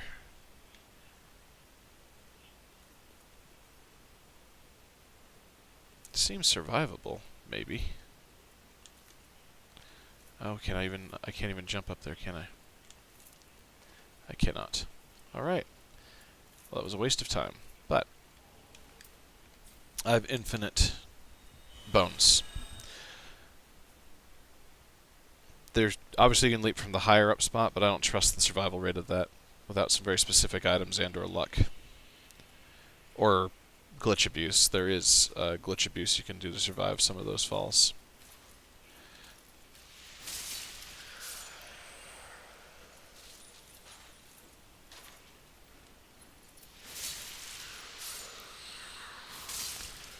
Right around the corner, like it's nothing. This is the shortcut you're really going to be taking. You're going to go right through here. Go down here. If you've done everything I did in the exact order I did, you've unlocked this in this elevator. Plus, if you were smart, like I said to, you stood back on the button, so that it was ready to go.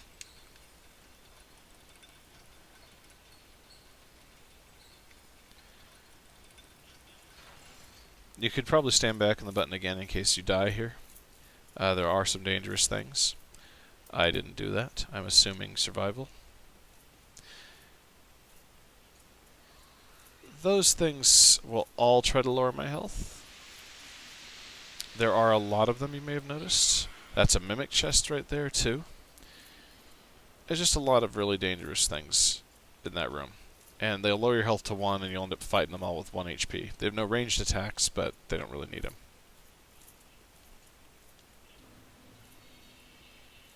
The gargoyle will come. Don't panic. Prepare to roll to dodge crazy attacks. If you explore the bottom area here, there's a way to an extra area. Very important for a certain character quest. But if you climb this ladder, you'll find a bone shard, a bonfire, and just generally the way forward.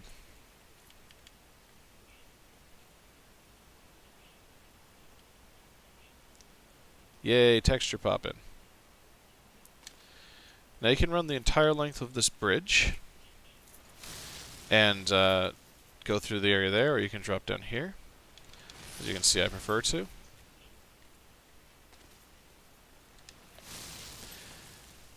They'll stop shooting at you if you get close enough.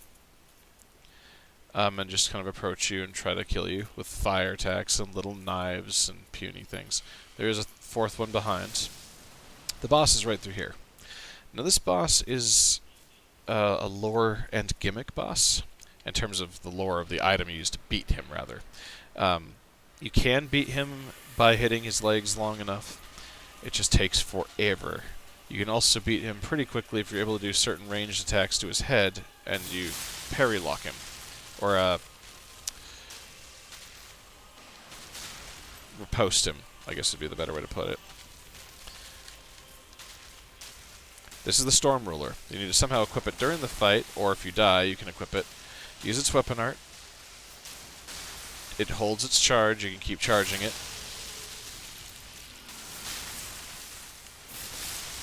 As soon as it's charged, you'll see it burst like that. You can do this. All your stamina will go. Be careful. You don't want to lose all your stamina. I thought he had to be hit again before that happened. You want him to be stun locked again, so you want to generally wait a little bit. Come on, Yorm.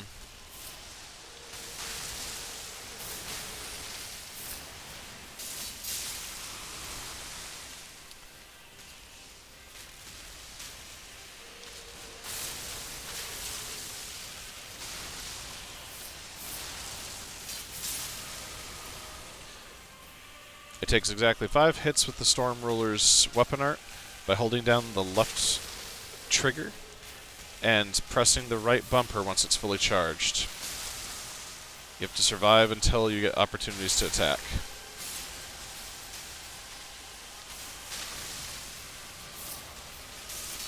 If you're too close, you can miss. Be aware of that.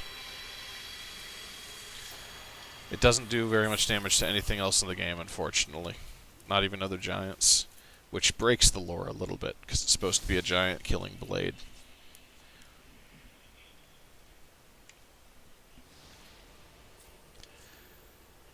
From here, because I've now cleared this area and the bonus boss, I'm going to go back to the Distant Manor.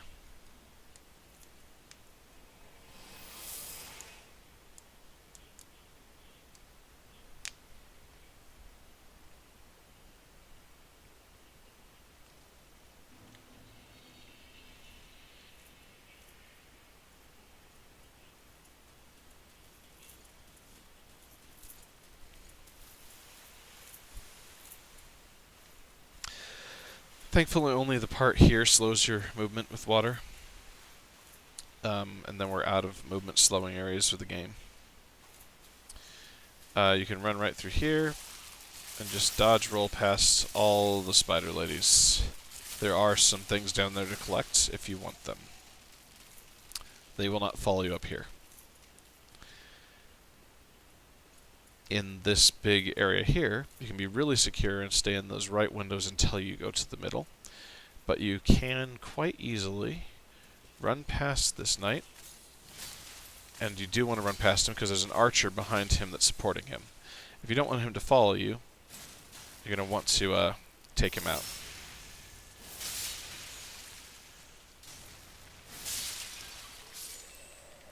Oops, I forgot. Those pots have frost in them. It's very, very bad for stamina. Now, if you have alluring skulls, you can make this next part against the doggos much easier by running past them or using it to distract them while you kill them. If you have not done a certain quest or killed a certain enemy, you'll get invaded. The invader's semi-dangerous. Oops. Shoot, shoot, shoot, shoot, shoot.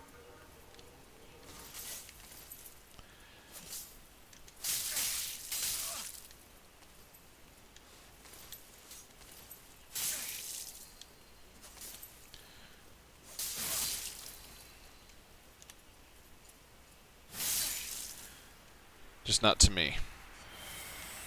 He drops the mankin claws. It's the only way to get him, so you have to not do that quest if you want that item. You kill this guy, if you don't miss. Then you go and kill the one up here as fast as you can, because you're going to be fighting doggos again. And doggos are dangerous.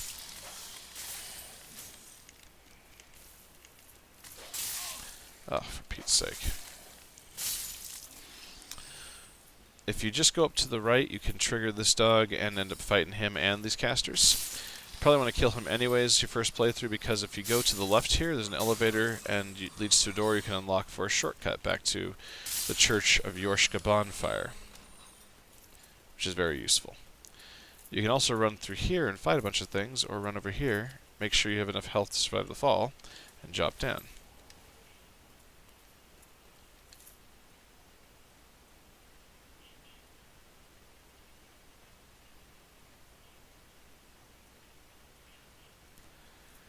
There's a couple dangerous things up here. There's a third one, but he's always on the ground.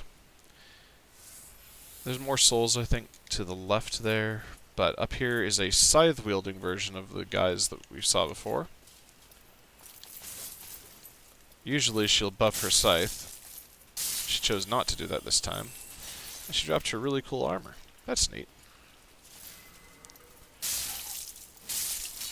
There's another one here. Down here, there's two invisible guys. Grab this, and this creates a shortcut. If you were to follow the wall to the right, all the way past that item on the far side, you can get back to the Church of Yorshka. This is your shortcut back if you die to the boss here. This is boss number 2 for parrying. It's supposedly really easy to parry his first attack. I rarely succeed because I'm actually not great at parrying, despite how it looked with the other fight. Especially against this guy. Ah, oh, thank goodness I did it.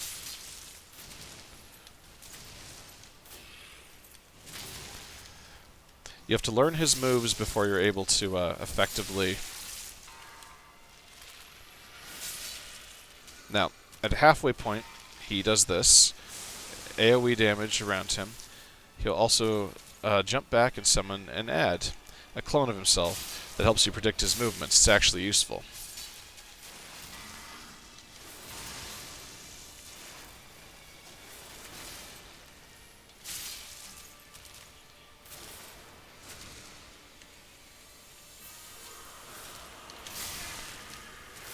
If you're being super careful, you can wait till he summons another clone, try to kill it. If you have the clone and him, don't panic. That's not necessarily a bad thing. Some people prefer it because it helps them predict his moves with a weaker initial attack. You can fight him and the clone quite handily by watching what the clone does and learning the moves and dodging. There's Archdragon Peak. That's where you'd get a peek of it. Get it? Peek of the peak. Anyways, go up this way. Don't need the shield anymore. I can flat out unequip it at this point. If I wanted to, can I afford to equip a... No, can't. That's okay. Don't want it anyways. Probably wouldn't use it anyways, rather. This has decent block, like I said. Now that giant's alive. I hate these two guys up here, so I always try to kill this giant. I can kill him very quickly because of my damage. You may need to actually back up and deal with these guys in a more reasonable fashion.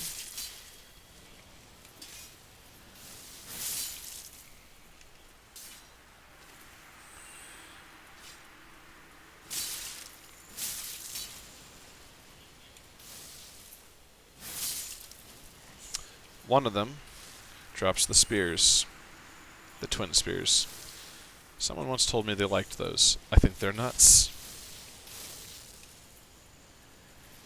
You can also go through the area to the left over there, find a shortcut back into the Pontiff's Church and up to the deacons and all that above. I don't do that. The level 1 Ring of Favors down in that hole. What hole, you're asking? Hidden area. There's also a bonfire down there after you clear the 2 beasts from the bridge, but without the benefit of knowing exactly what they'll do or catch them off guard with a guaranteed move, they become much more dangerous. So be careful if you choose to do that. Now if you go up this, you want to stay on this side here to avoid the archers hitting you. You want to drop down here to continue to avoid the archers hitting you. Conveniently also has the Eastern's Ashes, which has a cool set of armor. If you're not very heavy wearing and you're sneaky, you can sneak past this archer here. I am not that sneaky. There's also an archer to the right over here.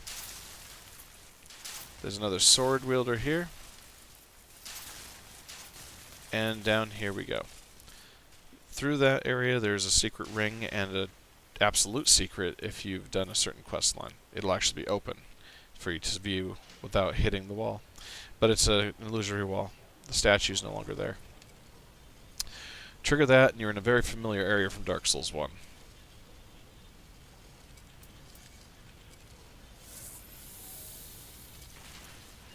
It's worth noting, by the way, I didn't mention it, but we have cleared every optional boss in the game at this point. So, you come up here, push this big lever, go back up. If you want to make it fast and be impressive, run here, but actually go over to the other side, because that's what's going to be connecting to your little walkway. There's a bonfire here. You can no longer get over to the area with the archers from before in Dark Souls 1. The platform is still there, but not the towers next to it. A guy will come up to the top of the stairs. It's fairly easy to roll past. He will use a lightning enchant on his spear, making him dangerous. Behind him is a sword guy who will use lightning in his sword, making him dangerous. It is possible to split them up. That's the Giant's Coal for lightning infusions and stuff, I believe. I never use those. If you go all the way up here, you'll end up in the big area leading up to Ornstein and Smoug's fight in the reversed game. That leads to a different fight. Do I need to kill these guys? No, but I absolutely hate them. So they're going to die.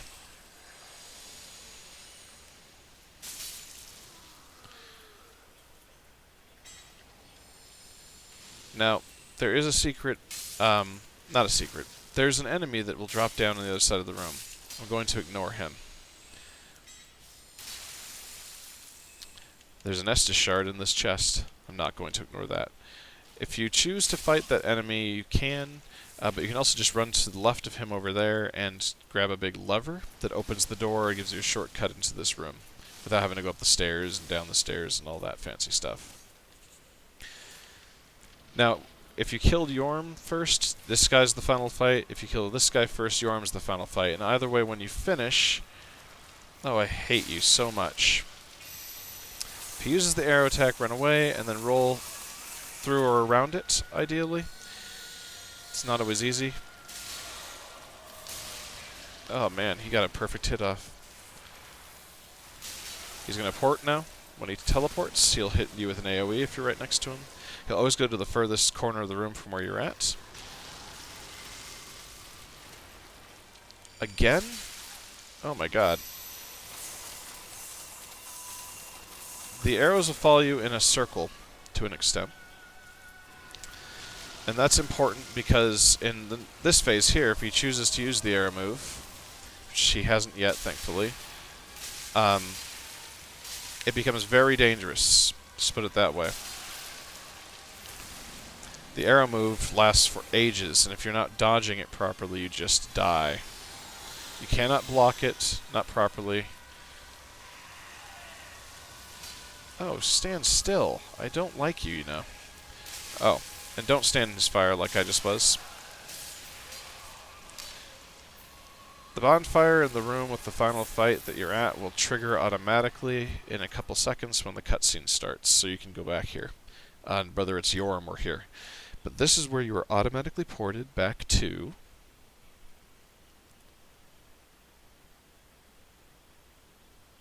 the dancer's room. She'll be dying already in that case, and you can grab the item and you're forced to fight the dancer at this point in the game.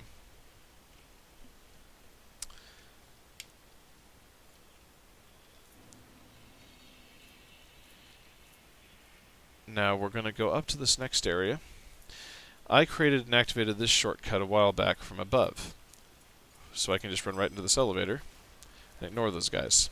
It's a very long elevator.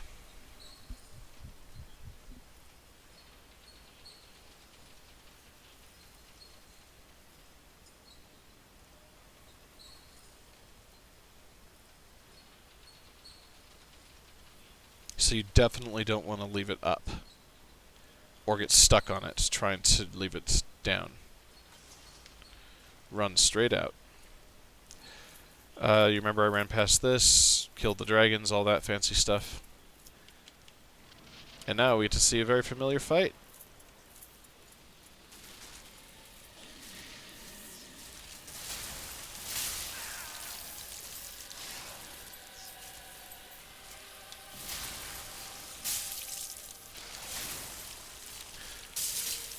He's less aggressive now. And he definitely has less health. Because I do more damage. True, but not that much more. Oh, I whiffed because of the stairs.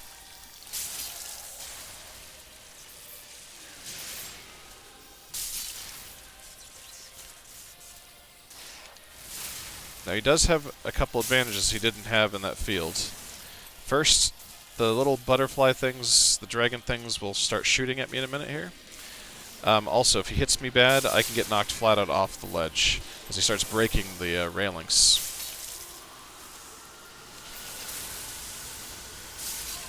See? Getting hit.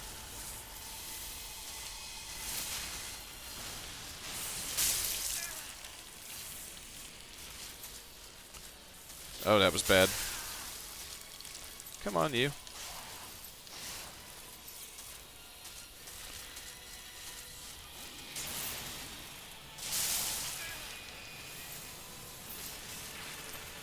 Oh, that's bad.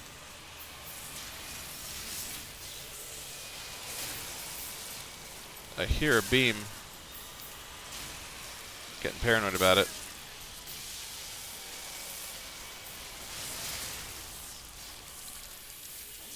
Ooh, I just realized I didn't get any more Estus because I didn't go to a bonfire. If he kills me, it would be really sad. And it's possible.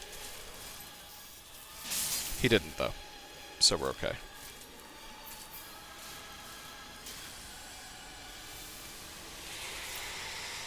After he's dead, trigger this bonfire.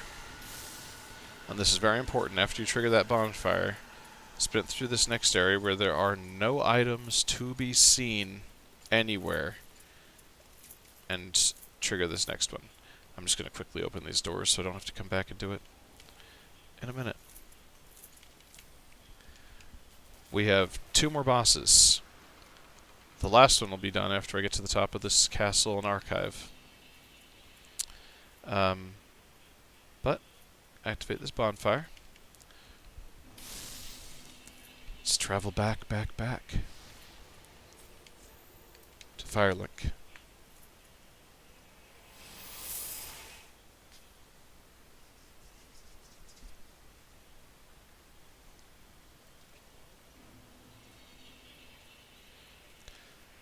Hey, yo, I have a ton of souls I need to use.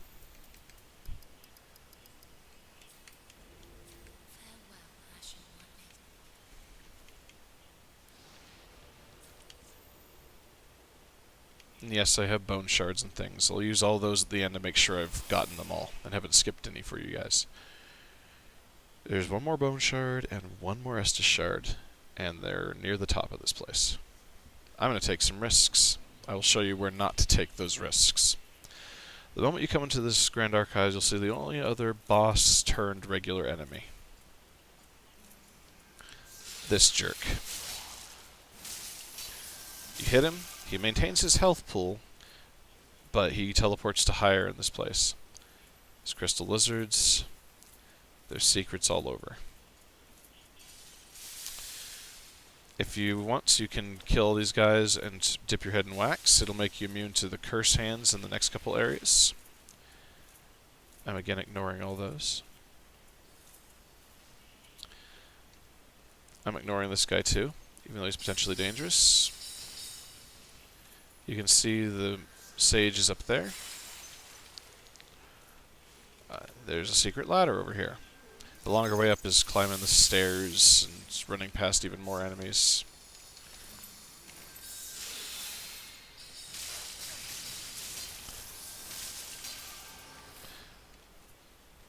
Now, if you're smart, you'll just clear this enemy here real fast. Roll past this, clear this guy here. Drop down and clear this guy here. That way you can just relax for a second if you've been sprinting like I have. There's a guy to the left. I'm going to ignore him. All the books there will curse you if you just stay there.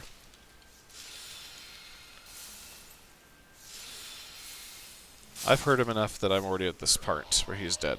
He drops the final scroll for casters. Very powerful scroll. If I triggered this elevator and went down, I could open a secret bookcase that would let me back up to this part really fast from the bottom. Again, skipping it because I'm taking all the risks to make this faster.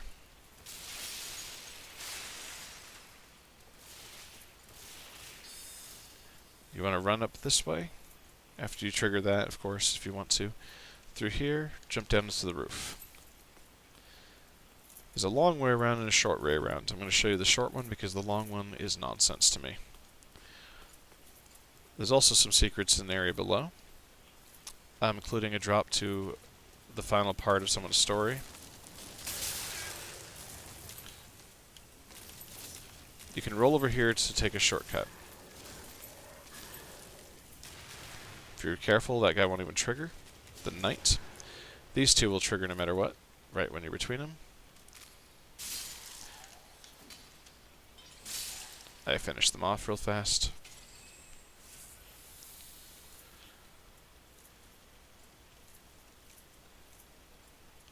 Since I'm here, I may as well activate this one. This is the second shortcut. I could now climb this ladder once I'm in that room below, right from the elevator. This is the bone shard.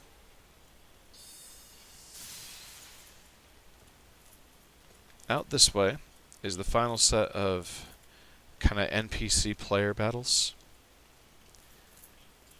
I'm going to show you the smart way to do it because I don't trust myself to this late at night, my current brain.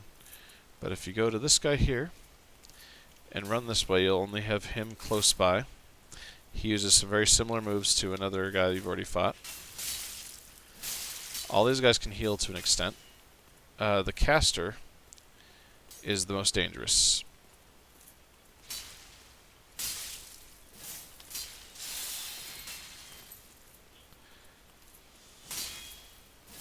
Okay, there's one.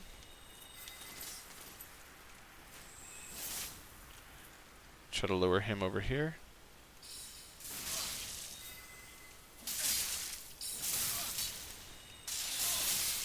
Woo.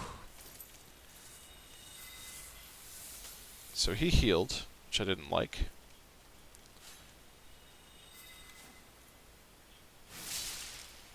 he will not heal through this one. Now, the caster is most dangerous for a couple reasons. One, she will parry the ever-loading crud out of you. Second, she obviously supports them by being in the background, taking minimal damage but triggering a lot. She has a very powerful staff, and that is a parrying dagger to the side, in case you were wondering. Use heavy attacks, or otherwise just be very careful of giving her an opportunity to parry. It is quite possible to dodge perfectly and fight them all right up here in the staircase. I've done it many times, just didn't feel like it this time. And I will trigger this in case I do something stupid up ahead.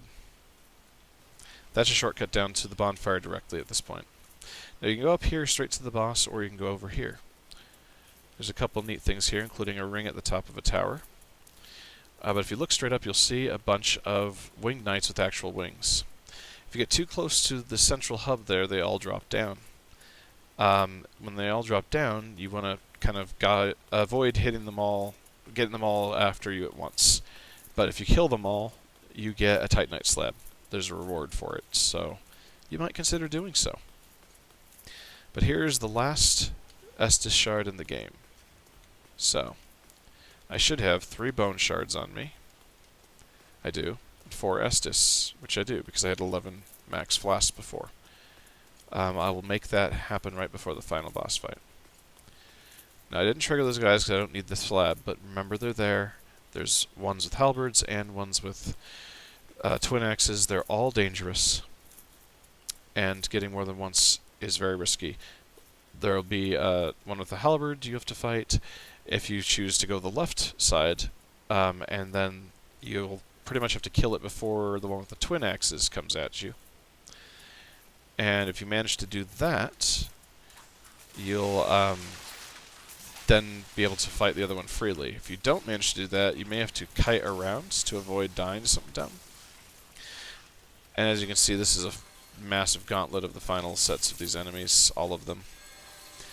And a final shortcut, so you don't have to run past them every time. I'm not going to trigger it, but I'm going to show you something beyond the shortcut. I'm also not going to risk going in with only 7 flasks, so we'll see how that goes. Now if I triggered this elevator and got off, it raises and another elevator is underneath it. If I take that down, there's just a Titanite slab chilling there. No tricks, no gimmicks, nothing. Now hopefully they've started to wander back. If they haven't, I could be in for some hurt right now. Okay, they did. Let's go here. And they're all way down there by this point. Perfect.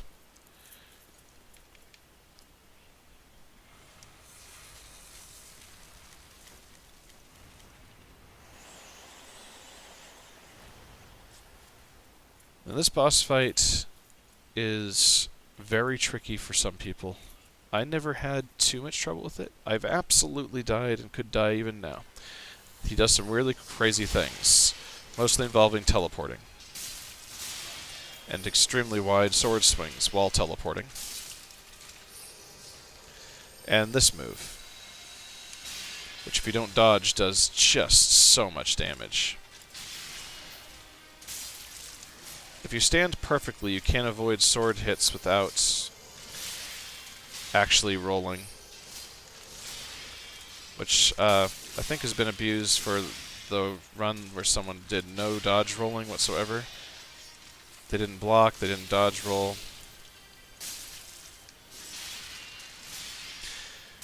These guys have a secret. You have to get to New Game Plus 2 to get all the possible boss soul items in the game. Because if you only get 1 boss soul per time you kill these guys. You can get his sword. You can get Lothric's sword.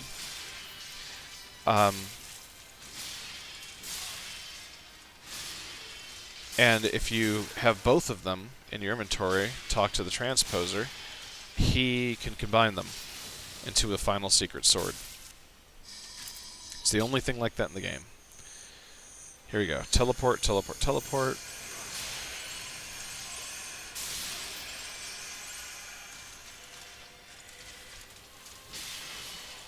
You want to hit him from behind because you'll hit the prince.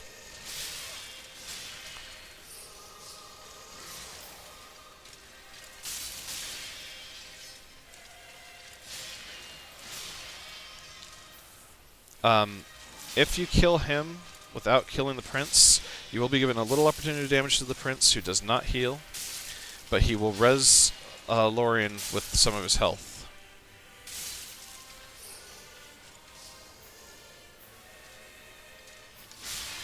I haven't seen it yet, but Lothric can cast a Spear of Light from his back.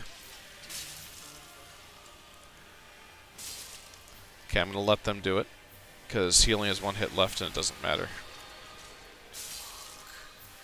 They both die when he goes down.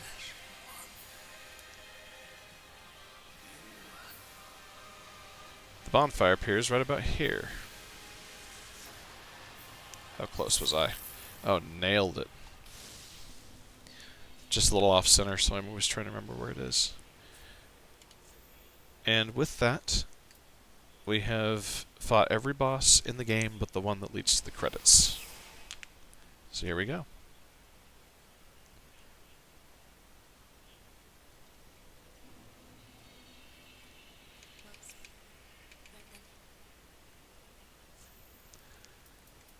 Alright, so we're not even going to do that yet. What am I doing? We're going to go to the Shrine Handmaiden. We're going to give her the last couple of ashes, sell absolutely every soul.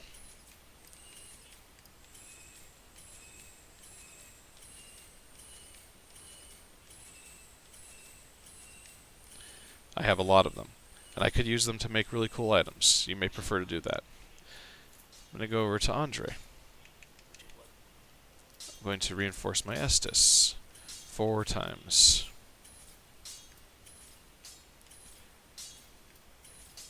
And he won't let me do it any further. I'm going to go to the middle here and use the bone shards, which there are 3. Or 4. Suddenly I can't count. I think 3. Yes. Having rested at the fire, I now have 15 and 10, the max you can have. Leveling up, I go here, and I'm 6 short of the maximum cap for two-handing a strength weapon. I'm level 101, which is about typical for killing absolutely every boss, using their souls and not losing a ton to stupid stuff. You will lose to stupid stuff many times. Don't feel bad about that. Don't get hurt if you lose a lot of souls. There's always opportunities to get your souls back. Place all the Lords of Cinder's heads in their thrones.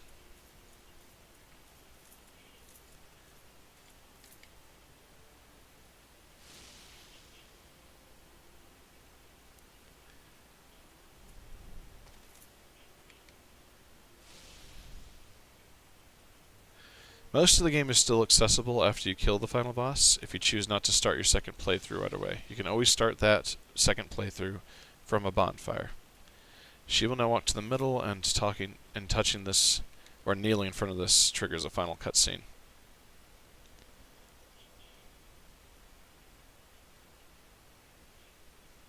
Activate the bonfire in the destroyed shrine, the first flame, killing the first flame. Go up here. See the world twisting like in the Ringed City DLC. Touch this one to teleport. If you only had the second DLC for some reason, your method of accessing it is that bonfire right down there. Touch this bonfire, rest at it if you need to. What is my final AR? 612. That's a lot of attack rating. Go up to the kiln of the first flame, what's left of it after being used over and over and over again in the ritual, and fight the Soul of Cinder.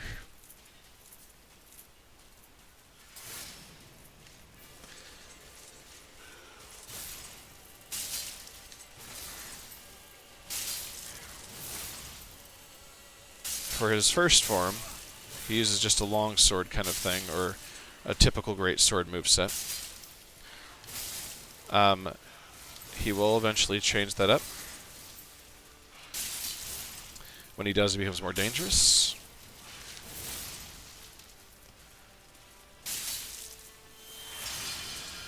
He's chosen his pull. That gives him casting abilities and a long attack. Ooh.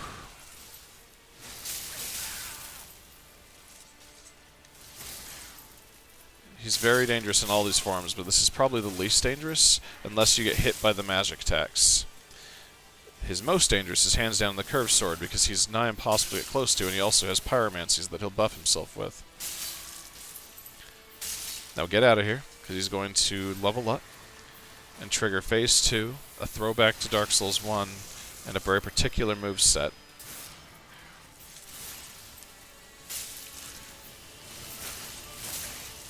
Even perfect dodging, you'll take damage there, and you'll get hit. If you get hit and knocked into the combo, you see what happens.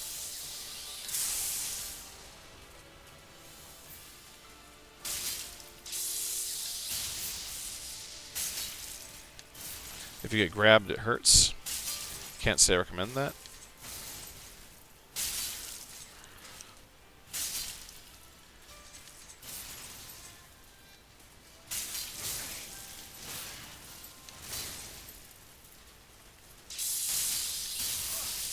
Ooh.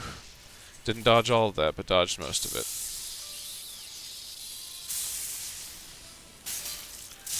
Dodge roll all those. If he throws it to the sky.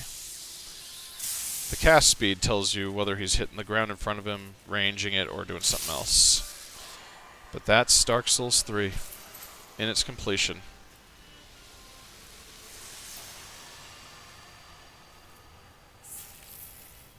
Got the Soul of Lords, and I can either link the First Flame or summon the Firekeeper. Only possible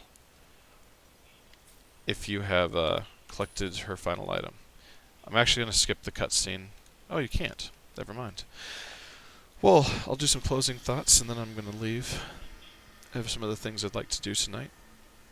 But I love this game. I'm not the best at this game. Certainly not bad at this game, and I know pretty much every one of its secrets at this point. I'm terrible at caster builds. I love certain agility builds. I prefer a katana over the twin swords, even though you will see every speedrunner ever use the twin swords eventually, because they have stupid damage. I love the long sword you've seen me use. That's my favorite. I showed you how to get it and how to level it up. I showed you how to do the game out of order, but I showed every area and how to travel from one spot to another. And I did it in 3 videos, so I didn't do bad, and I really appreciate it if you watched everything. It's a beautiful game. I came into the Souls series late, played Dark Souls 3, fell in love with it, eventually saw the remastered come out for Dark Souls 1, bought it immediately, thought it was incredible, and I never played Dark Souls 2. I will, but I hear that for what I prefer in my gameplay style, it's going to be the least favorite of mine. But that said, still a brilliant game compared to many. It's just a unique series. And I'll never play Bloodborne. I don't plan to ever buy a PlayStation. I doubt they'll ever put it on a computer. So the next thing I have to play is a certain samurai game coming out, where shadows die twice. I'm kind of sad that there's not more to it, because I've seen it all. I've gotten every item, I think, in the game, and used them all with an appropriate build in some capacity. Hundreds of hours wasted here. But I don't regret it. Thank you for joining me.